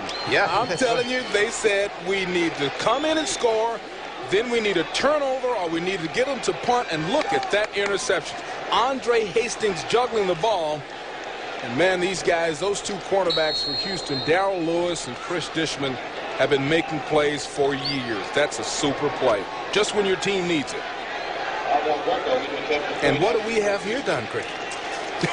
Well, we've got suddenly. The turnovers start to even off. The Oilers turned it over 3 times in the first half. Now Del Greco back on the field. He'll earn this extra point. Again, he knocks it right down the middle. One of the NFL's best kickers with the extra point. It's now a 20-14 game. The Oilers kick off in a moment. Well, we've got things happening in Three Rivers as the big stadium has gone quiet as the Oilers have scored 13 unanswered points to open the third quarter. Here is Johnson. Look at that stick.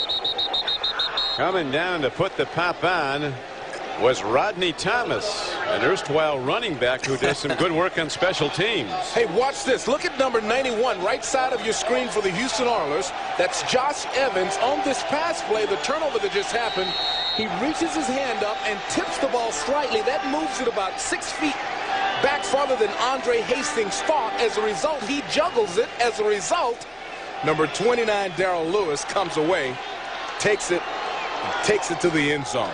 His third interception of the year. Remember, he was burned earlier in the game on that long touchdown play to Charles Johnson, a 62-yard play. Bettis runs the ball. The Raiders doing business at Soldier Field in Chicago. Let's go to Greg Gumbel for more on that.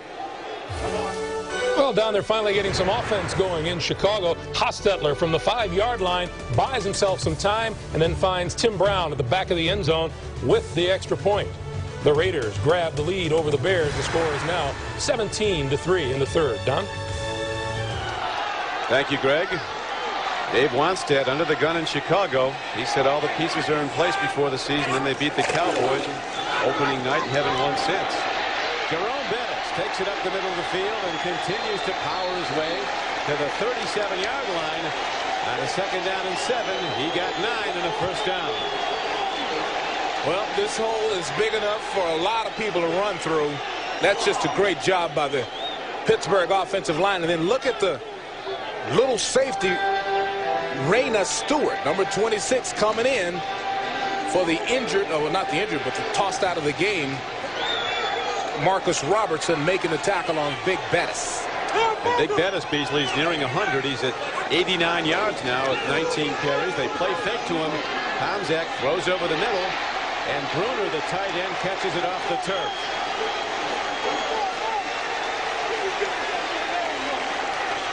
Michael Barrow is shaken up briefly, but he's back up. You see his left arm taped there. He has a major laceration. He told me he caught it on another player's helmet in the last game. And his arms are so muscular, they keep popping the stitches. So now he's playing without stitches. They just wrap it. Now that's when you have major muscles. That's when you have muscle definition. You wouldn't believe in it before the game is down there. I look like it's at least 6 inches long and about a half-inch wide, this laceration. And they said the stitches just won't hold. I'm not going to stop playing it. Every time I do and I flex the arm, it pops. Here's a look at Barrow as he's shaken up on the last play. You see he catches his leg on Tomzak and then falls to the turf. This guy's a player, though, Michael Barrow. From the University of Miami, one of the really rising stars at linebacker in the NFL. Nicknamed his boys in the linebacking corps the Killer Bees. Tomzak has time to look around. Now he does the right thing and throws the ball away. As the experience shows, he had nobody to go to, and not taking a loss by throwing the ball away was the right thing. That was very good position by everybody on the right side of the Houston Oilers defense. Tomzak tried to fool everybody by looking off. Look at him look to the right, turn to the right, then he spins around expecting someone to be open. But as you can see, there's a Houston Oilers next to everyone, and he alertly, wisely throws it away. Second down and 10 for Pittsburgh. The Steelers on cruise control, leading this game 20-0, but now the Oilers have come back. Here is a throw and a catch on second down and 10, good for a gain of 8 yards to the 45-yard line. This is one of the most underrated players around. It's Mark Bruner from the University of Washington, the #1 draft choice last year. Catches everything near him and never misses on a blocking assignment. Man, he's a huge target. I mean, the guy's 6'4". And see, that's a catch where you know you're going to get clobbered. Yeah, that's right. So, I mean, you know that. Give up those ribs. That Just takes a give up brave the man. ribs. Steelers still only 1 of 8 on third down conversions. They need 3 on this play from the Oilers 45. Tomczak throws, and whoa, he was almost picked again. Chris Dishman had a play on the ball but couldn't hold on, so the Steelers are sending out Shane Edge, their newly acquired punter. Well, that was an old-fashioned Buddy Ryan blitz there. Everybody came.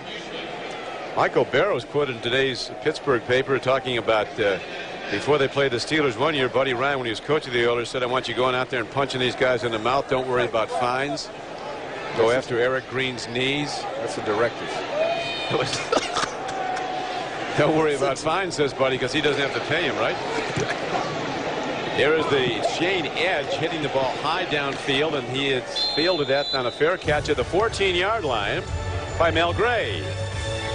The Oilers are rising as the NFL on NBC continues. The well-traveled QBs, Chandler and Tomczak, been a lot of places, done a lot of things. Chandler has been on the longest road. You see Indianapolis, Tampa Bay, Arizona, LA Rams, now here. But really since 1994, he has been a remarkable quarterback who's received very little praise for it. 91.5 QB rating over a 27-game period. And he'll be tested here. The Oilers down 22-13. A throw and a catch. No, it's separated from the ball. And it's going to be second down and 10, positioned at the 15-yard line as the pass intended for Chris Sanders, who hasn't caught one yet, is broken up by Rod Woodson. For this to be complete, it's got to be low and inside, but it's high and behind him. So that's just a very difficult completion for Sanders to make, especially with Rod Woodson stuck to his back. The Steeler fans who were kind of kicked back when their team was up 20-0, now back into the game. Making noise. Chandler hands off, and there's not much happening for Eddie George.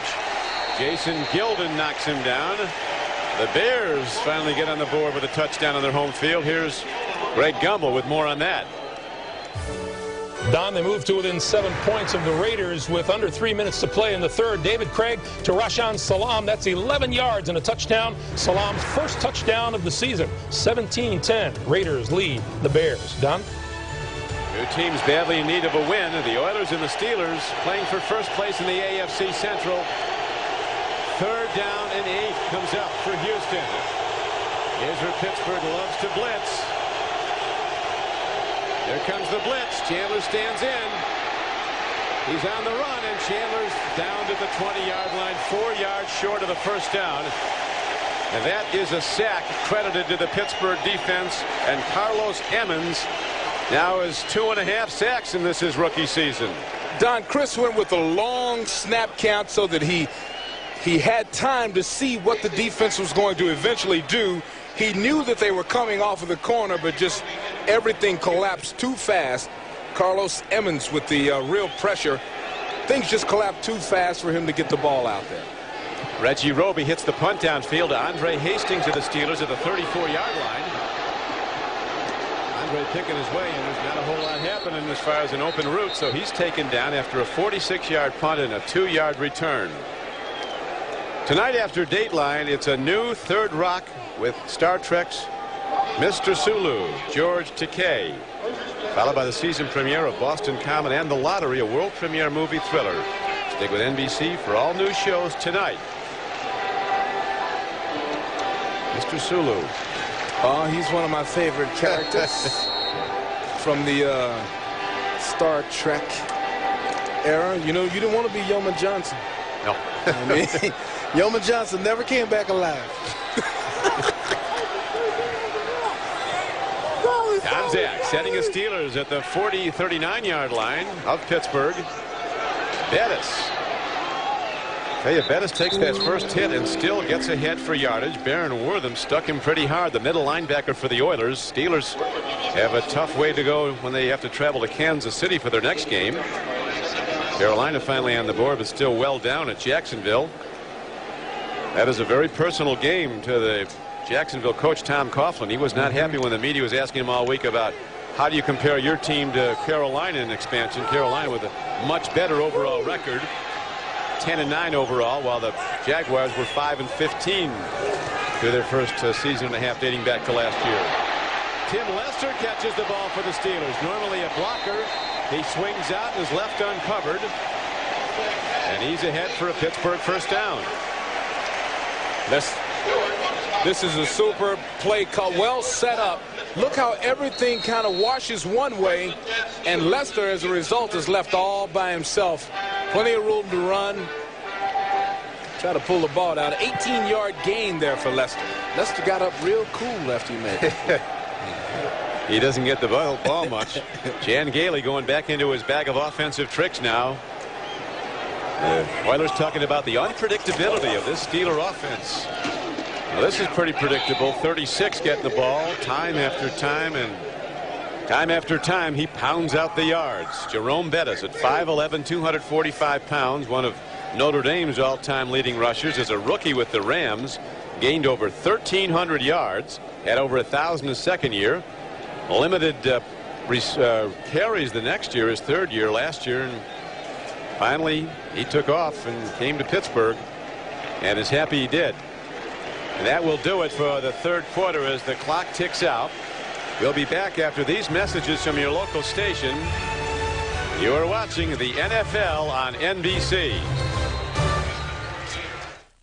Back to Three River Stadium on a beautiful day in western Pennsylvania.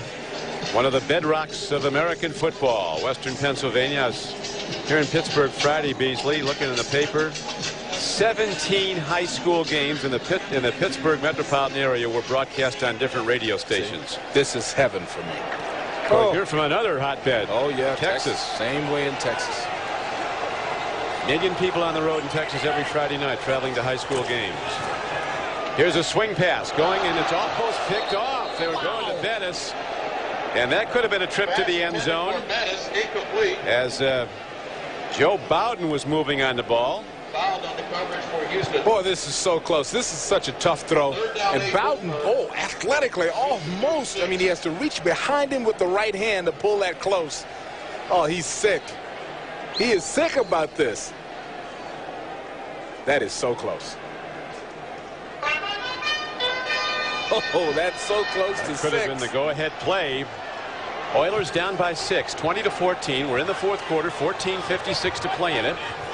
Tomczak has been so consistent, not been intercepted today. Here the throw up the middle. Look at the stick put on, and the ball is held onto by a tough guy, Charles Johnson.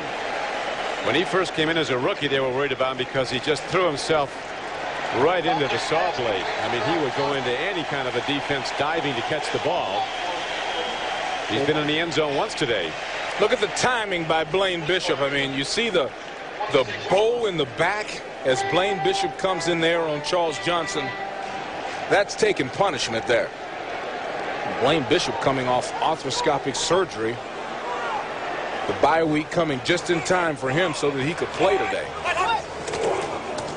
Yeah, that's the kind of a stick, though, that stays with a guy like Charles Johnson, Beasley, till about next Saturday. Let's find out more about the Broncos and the Bengals as we go back to Greg in New York.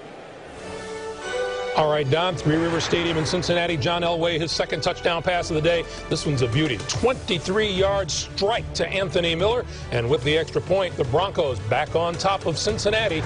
The score is 14-10, 12.5 to play in regulation, Don. Thank you, Greg. Back and forth, the Broncos and the Bengals go. Right now, the Steelers holding to a 6-point lead in the fourth quarter with a lot of time to play. Have a second down and 8 play coming up. Tomczak to Bettis, and the Oilers are doing a much better job as this game wears on, shutting down Bettis. As coming up to make the play was James Robertson. The Steelers, you see, have not had much luck in the fourth quarter when it comes to putting points up. In fact, none at all. That's a great stat. That is, and even looking at the third quarter, 6 points and 0 points. They were unable to score in the third. Houston got back in the game, and now here in the fourth, you know, if that trend continues, then the Oilers have a chance. 78 points in the first half so far this season for the Pittsburgh Steelers, just 6 in the second half. Slash Stewart gets a little pitch, turns it up. And Stewart finds his way down the near sideline, down close to the 20-yard line. And he's out of bounds short of the first down. So the Oilers, with the field goal team coming out, can now extend their lead. I love this play. You know, you quickly get Cardell on the side. You quickly get him out wide. And I would wonder if he doesn't have the first down, you would wonder why he wouldn't turn it up in there and dive forward or take more of a shot there. Cardell stepped out right before the first down mark. Maybe he didn't know where he was, but you would think you'd turn it in there at that point. A move that did not escape your notice. No, you don't go jogging out of bounds. 36-yard field goal is hit down the middle. So Norm Johnson's done his job very well with his new holder, Tom Zach, today. And the Steelers are back up by 9 points to play with a long time to go, 12:23. The only way to get there. By Coca-Cola Classic. Always the real thing. Always Coca-Cola. And by the Principal Financial Group. For over a century, your edge in retirement, insurance, and investment products. Don Criqui with Beasley Reese back at Three Rivers Stadium in Pittsburgh, where the Steelers just hit on a field goal by Norm Johnson after the Oilers had scored 14 unanswered points to get back in the game. Ronnie Harmon, running it back, now gets to the 28-yard line.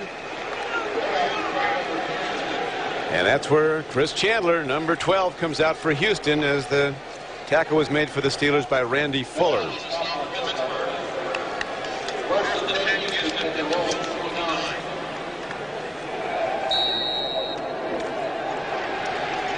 Houston Oilers have to respond here. Plenty of time. No need to do anything crazy offensively. They need a solid drive.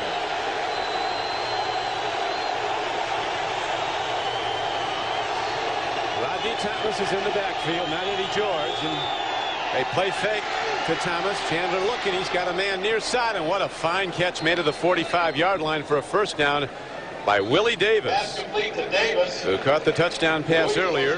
This is a beautiful throw, Don. It is. This is low, inside.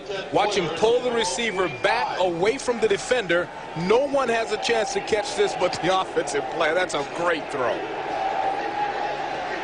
That's a throw.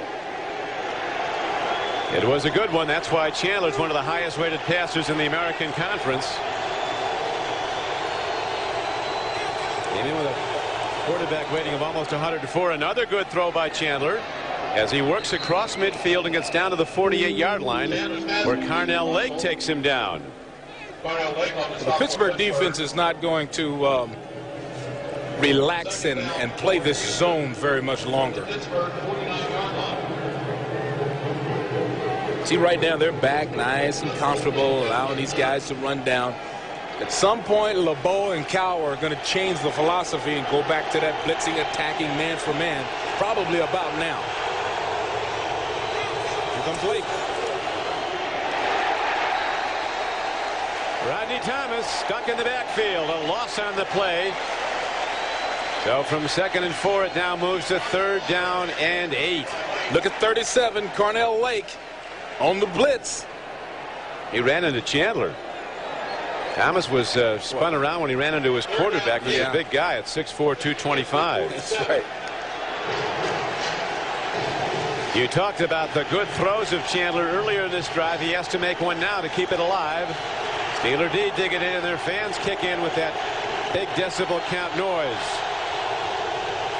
The bunch formation, they try to create traffic in this formation. On 3rd and 8.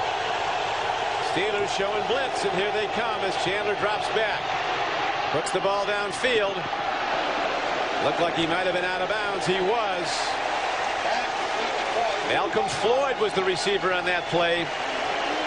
So the Oilers have to punt the ball with a lot of time left in the game. 10 minutes and 5 seconds left to play.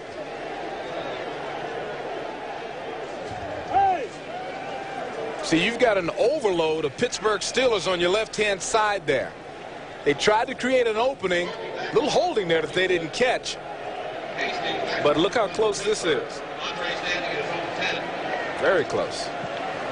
The punt hit downfield. Andre Hastings is back. It takes a hop into the end zone, so it will come out to the Steelers' 20-yard line. And the Pittsburgh Steelers with a 9-point lead will have it when we come back as the NFL on NBC continues. Steeler fans are happy. Happy, too, that they have a guy like Levon Kirkland, number 99. He's the guy that says, we're not begging for respect, but every year no one picks us to do much. We never get mentioned among the best teams, says Kirkland, but we are among them, and that's for sure. The Oilers up against it now. 1st and 10 from their 3-yard line, down by 9 points. Here's a swing pass. And some nice work done by Ronnie Harmon as he gets out to the 6-yard line. A tough 3 yards. It'll bring up 2nd down and 7. That's a nice vertical by Ronnie Harmon. He was basically caught in a position where he couldn't make a move, turns and just goes up.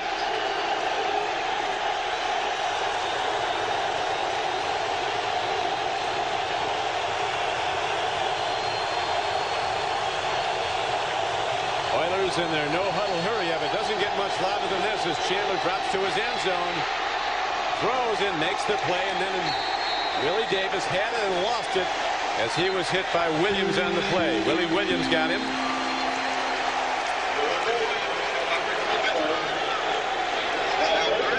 Willie Williams has played a heck of a game.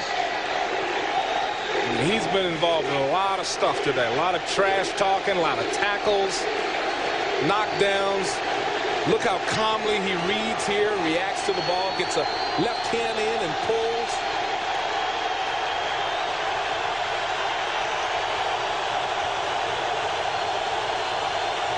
Third down. The Oilers need this play badly.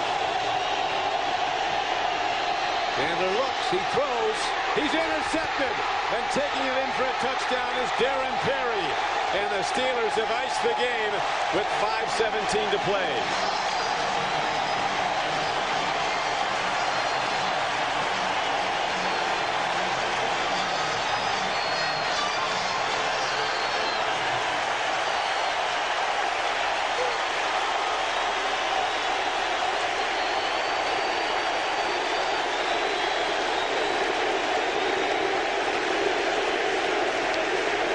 Well, you start a drive on the 3-yard line knowing that you're under a lot of pressure to score at this point. You're standing in the end zone. 3rd down, you try to make a play. He's hit just, Chris Chandler is hit just as he lets it go. And Perry is in perfect position. Darren Perry, a 5th-year safety from Penn State, runs it back for a touchdown. And with the extra point, the Steelers have built a 30-14 lead. They'll kick off as the NFL on NBC continues. Boyd pumping everybody up, telling Darren Perry congratulations. Oh, they must feel good. Chris Chandler was under tremendous amount of pressure. Had to just get rid of the ball in a really, with the time running out, resulting in the interception. Only his 2nd interception of the year. Here is the kickoff now as the Oilers have Mel Gray running it back, darting and dancing and getting to the 25-yard line. As we'll watch the interception and the return for the touchdown. Well, you can see here that Pittsburgh sends a lot of stuff at Chris Chandler. He sees things breaking down just at the last second. Hit as he throw off the back foot. Darren Perry steps in front, and then large, muscular Steelers grab one another and jump up and down. Become giddy. Big happy guys, right? As they celebrate a touchdown. Giddy and gay. First place on the line in the AFC Central. One of these two teams has won the division each of the last 5 years. Here's a good throw and catch as the ball is finally in the hands of Chris Sanders, the deep threat who comes in averaging 27 yards or almost 27 yards per catch this year. Chris Sanders just had Chris Jr. born last week during the bye weeks. Perfect timing by mother and child. Chris didn't miss any games, any practice, so hopefully the baby's being held up to the screen right now. I'm sure the baby's interested, right? But mom is right now the Steelers with their defense on the field trying to get a stop of Chandler. We saw the Oilers when they seemingly were gone in this game all of a sudden erupt for 2 touchdowns, one off a long drive and a short touchdown pass to conclude it, and another on an interception and a return by Darrell Lewis for a score. Then the Steelers kicked a field goal to extend a 9-point advantage. And now the last touchdown on the interception return by Darren Perry gives them a 30-14 lead. Steelers looking to extend their winning streak to 3 straight after losing their opener at Jacksonville. And as mentioned, the next one's especially tough at Kansas City.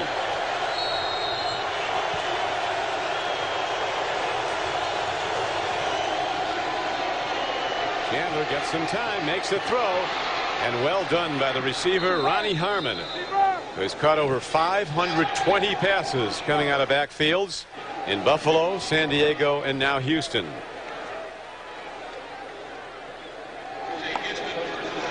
The Oilers with only 1 timeout remaining. Remember, Jeff Fisher's defense burned one when, for reasons we don't know, they called one early in the 3rd quarter. You only get 3.5. 4:35 to play. 1st and 10 Houston. Chandler swings it up the middle. This is Rodney Thomas. He's got lots of moves and uses them all. Getting to the 36-yard line. 13-yard gain. 1st down Oilers. LeVon Kirkland makes the tackle. Ronnie Thomas provides a real different look from the running back position after you've been chasing Eddie George out there. Chandler on 1st and 10. Makes the connection. It is Rod Woodson coming up on Ronnie Harmon to stop him. Even Henry consistently getting pressure, Beasley, from the right end position, number 76. Jerry Rome looking for the right play that'll get him in the end zone. Got to do it quickly.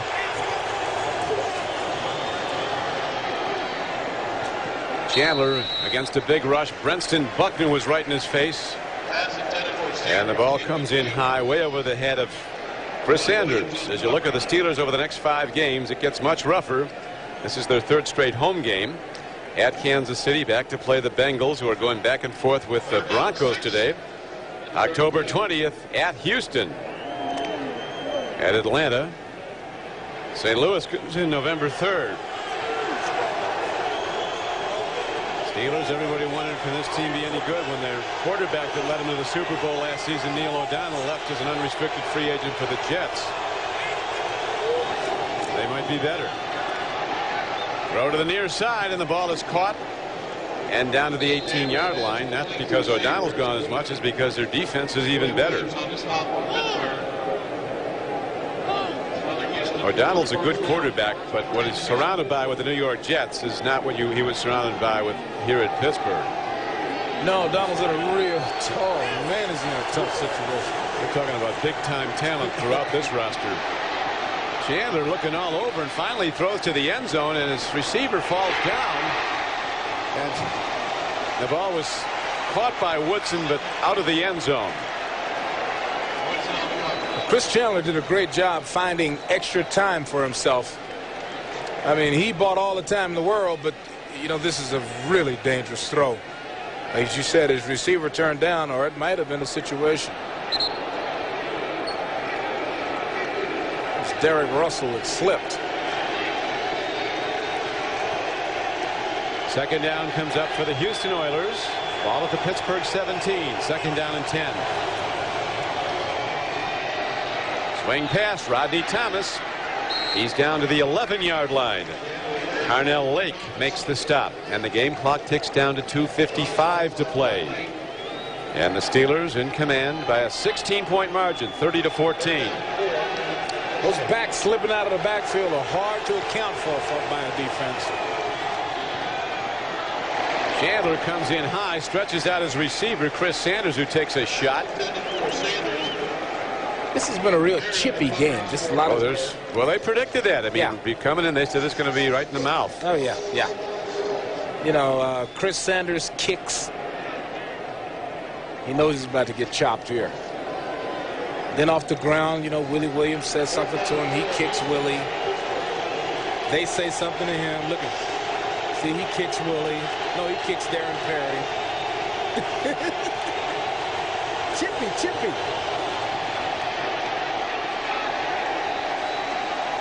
Oilers run the ball. And that was a 4th down try. They needed 4th and 4, and they're short. So Myron Bell making the play.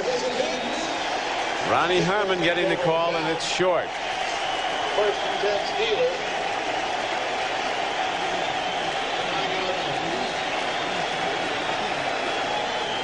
Bill Cowher knows it's in the bank now as his team takes over with 2:32 to play. Fooling around with Cardell Stewart.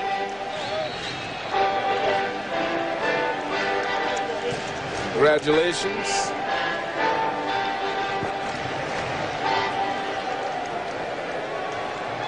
That's Greg Lloyd, the great one. Jerome Bettis. You can call it before the snap. When they're looking to run clock, they go to their money back, and Big Jerome takes it out to the 12-yard line. Tackled by the middle linebacker, Baron Wortham. So in this game, the Steelers will go to 3-1 and hold a 1-game lead in the division over the Houston Oilers. Bill Cowher exhorting his team. They've done a lot of good things today. A lot of big plays on special teams, defensive plays. They've recovered 2 fumbles. They turn into points. Blocked the field goal. That little signal that Coach made with his arm, he wasn't flexing his bicep showing off. He was telling his runners to secure the ball, stick it up in there real tight, put your fingers over the point, telling Jerome Bettis no fumbles, just take care of the ball.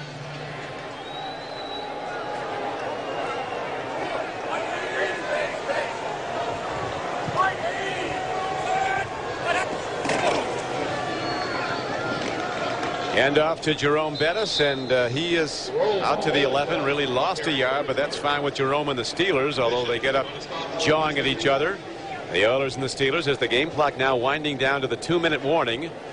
And the Steelers with the game well in hand.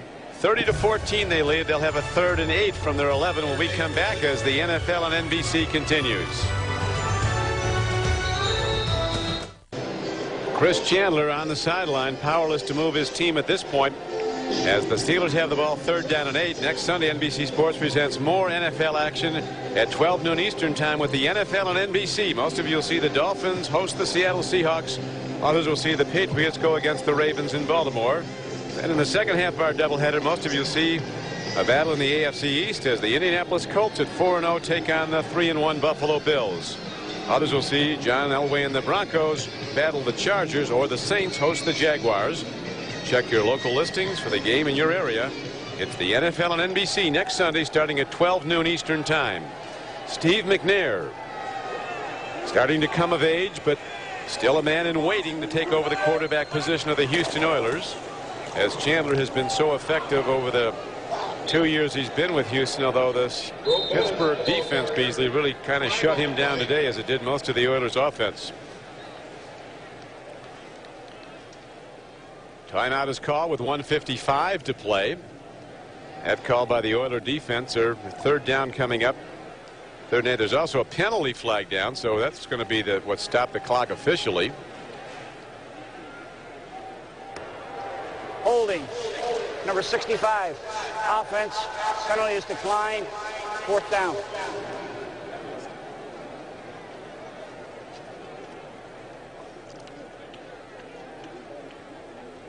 John Jackson, the left tackle, is called for holding. So the Steelers coming up short on 3rd down as the Giants upset the Vikings.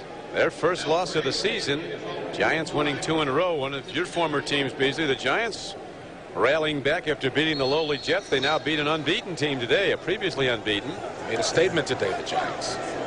Jacksonville apparently making one. They really wanted that game against the other expansion team. Look at this.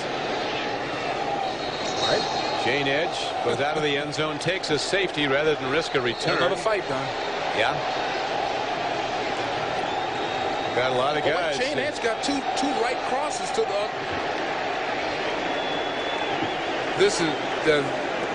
This is unsportsmanlike and ridiculous. And as you pointed out, the smart thing to do is keep your helmet on because there's stuff flying out of the stands. Shane Edge actually got 2 right crosses to the solar plexus. This is in the leather. This is a gimme at this point. Maybe they want to shut this thing down before we have another fight, as the Oilers are down 30-16.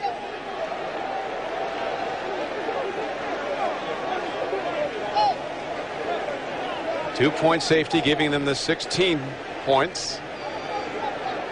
They will get the ball back now, though, on a free kick by the Steelers. And with 1:48 left to play, who knows? They could get it into the end zone and make it close. See, Shane's messing around here. At some point, you got to get on out of bounds, or you know you're going to get shoved. And then Shane comes back and pushes. See there in the face. And that starts a fight. And Shane turns him around right there, and you get the 2 shots in the stomach. See, right now, you step on out, or you're going to get pushed. The thinking that Shane Edge had, the punter, that not wanting to risk a punt from his own end zone that might be returned for a touchdown, or at least setting up the Oilers in excellent field position, gives them the 2 points. Probably not a wise move. You're better punting. Rarely is taking a safety a good move, because you're going to give away possession and field position on the next play. So this is that's totally unsportsmanlike. And actually, you don't see a lot of fighting in football. No, because they fine them heavily and throw them out. But it's just not the way the game is supposed to be.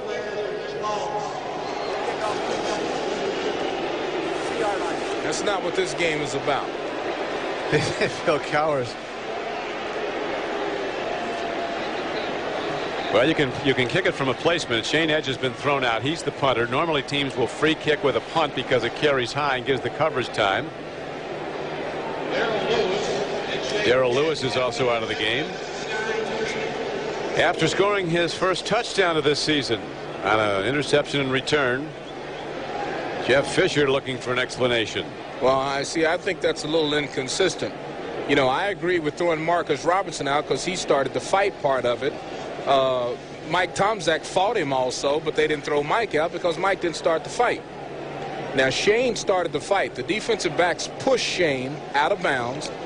Shane Edge started the fight, so Shane should have been thrown out, and the other guy should have been left in. He's walking off. Looks like King Kong Bundy or somebody with him. That's the security guy. And Shane is very secure right now. Boy, in this stadium, no problems. He's roundly saluted by the Steeler fans, but it's not over yet. 1:48 left to play. After Edge steps out of the end zone with the safety, the Oilers will get it back on a Steeler free kick. And nobody's in a hurry to keep this thing going. And Shane's a free agent, probably signed for the minimum. He just lost his whole check. He won't get paid for about a month, the money he's making. He gets thrown out. Oh, man, what is Shane thinking? And they do indeed have Norm Johnson out. He can punt. He can also, of course, kick it from like a kickoff. But the Oilers are going to get good field position on this, as Johnson hasn't worked in a while, so he's got to stretch out. And official Tom White's going to let them take as long as they'd like. You guys want all afternoon? Go right ahead. I tell you, put 2 uniforms on in this league, and all of a sudden, you think you're a tough guy. You put a Steeler uniform on and a Raider uniform on, and you are a tough guy. And you instantly turn tough.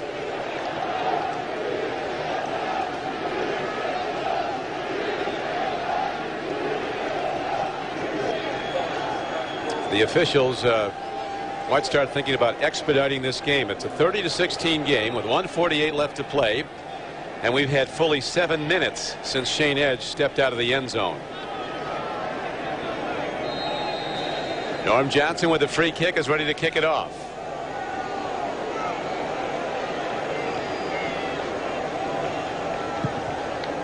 Well hit downfield. Mel Gray comes up on the ball. Mel Gray is out to the 48-yard line, and there Chandler and the Oilers offense will go 1st and 10 with 1:42 left to play. Down to make the tackle for the Steelers was Kirk Botkin, a backup tight end. So Chandler basically really has no options here except drop back and fire away. No, he's got to sling it down there. You know, they will, I don't know, you get a touchdown, then you start thinking about onside kicks. Just kind of take it as it goes at this point. But, yeah, you're right. He'll have to sling it down there and hope for some pass interference calls. get some comeback routes, get his receivers to step out of bounds. The Oilers have no timeouts remaining. So Ronnie Harmon trying to get to the sideline, but he can't. The Steelers corner him, knock him down at midfield, and the clock continues to run as the Oilers quickly looking to a line without a huddle. This was a fun time when I was playing defensive back. You line up a little deeper, get your stats, pad your stats with an interception. A lot of picks out there at this time of the day. There's a good throw and catch as Sanders catches the ball at the Steeler 35-yard line, quickly steps out of bounds, and that stops the clock with 71 ticks left. 1:11 left to play. This is a classic route in this situation. As Chris comes down, shuts it down, rolls to the sideline. He'll catch it, step out. Classic clock control route.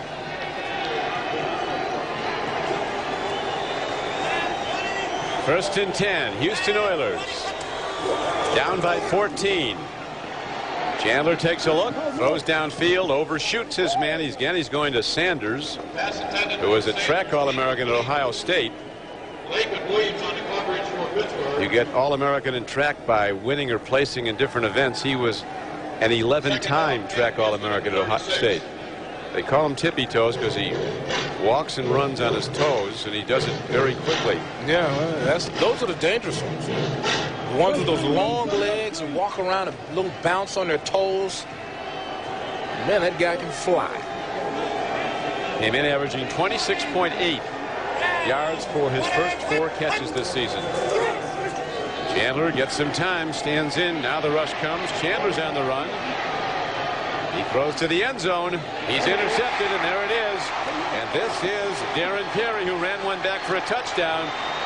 And Perry is finally knocked out of bounds at the 35-yard line. Another penalty marker comes in, and the officials wisely quickly step in before yet another skirmish breaks out. This has not been a love-in this game. No, we've had 2 major fights and about 15 little spats. He's squabbles. Squabbles. And there's no telling how many people's mothers and other parenting have been questioned. Mix it up all over again October 20th at Houston. Oh, that's going to be ugly. So Chandler, who's thrown only 1 interception in the first 3 games, throws his second of the day to the same guy, Darren Perry, who ran back the other for a touchdown. Yeah, like I said, this is gift time for the defensive backs. You know the quarterbacks are in desperate situations and scrambling around, just heaving the ball out there. The executive producer of NBC Sports is Tommy Roy. Coordinating director, John Gonzalez. Today's game was produced by John McGinnis, directed by Kelly Atkinson. As the Steelers go into their protect formation, and they down the ball, the Oilers unable to stop the clock. They're out of timeouts, and the Pittsburgh Steelers will go to 3-1 with a 30-16 win today. A win that seemed in the books in the first half when they built a 20-0 lead. 17-0 in the first quarter. And then the Oilers roared back early in the third quarter, scoring 14 straight points to make it 20-14. And the Steelers then pulled away again. And yeah, we'll see if the coaches come out to shake hands. There's no ill feeling between Jeff Fisher and Bill Cowher. Of course they will. See October 20th. 2 of the best young coaches in the business, and the Steelers again lead the AFC Central by a full game over Houston. We'll come back to Three Rivers Stadium after this.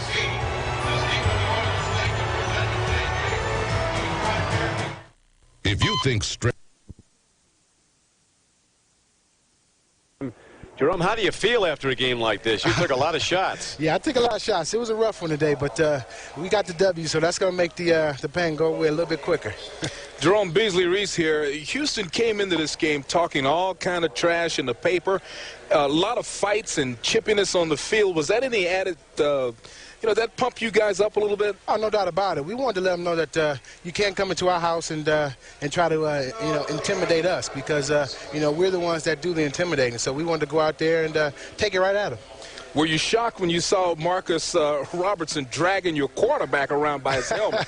Yeah, I didn't know what was going on. That's why I had to run over there and try to come to his aid because, you know, he's a little guy. He's our leader. So, you know, we need to protect that guy. Jerome, you had a brilliant rookie season, over 1,300 yards, over 1,000 yards your next season with the Rams. Then things didn't go well last year.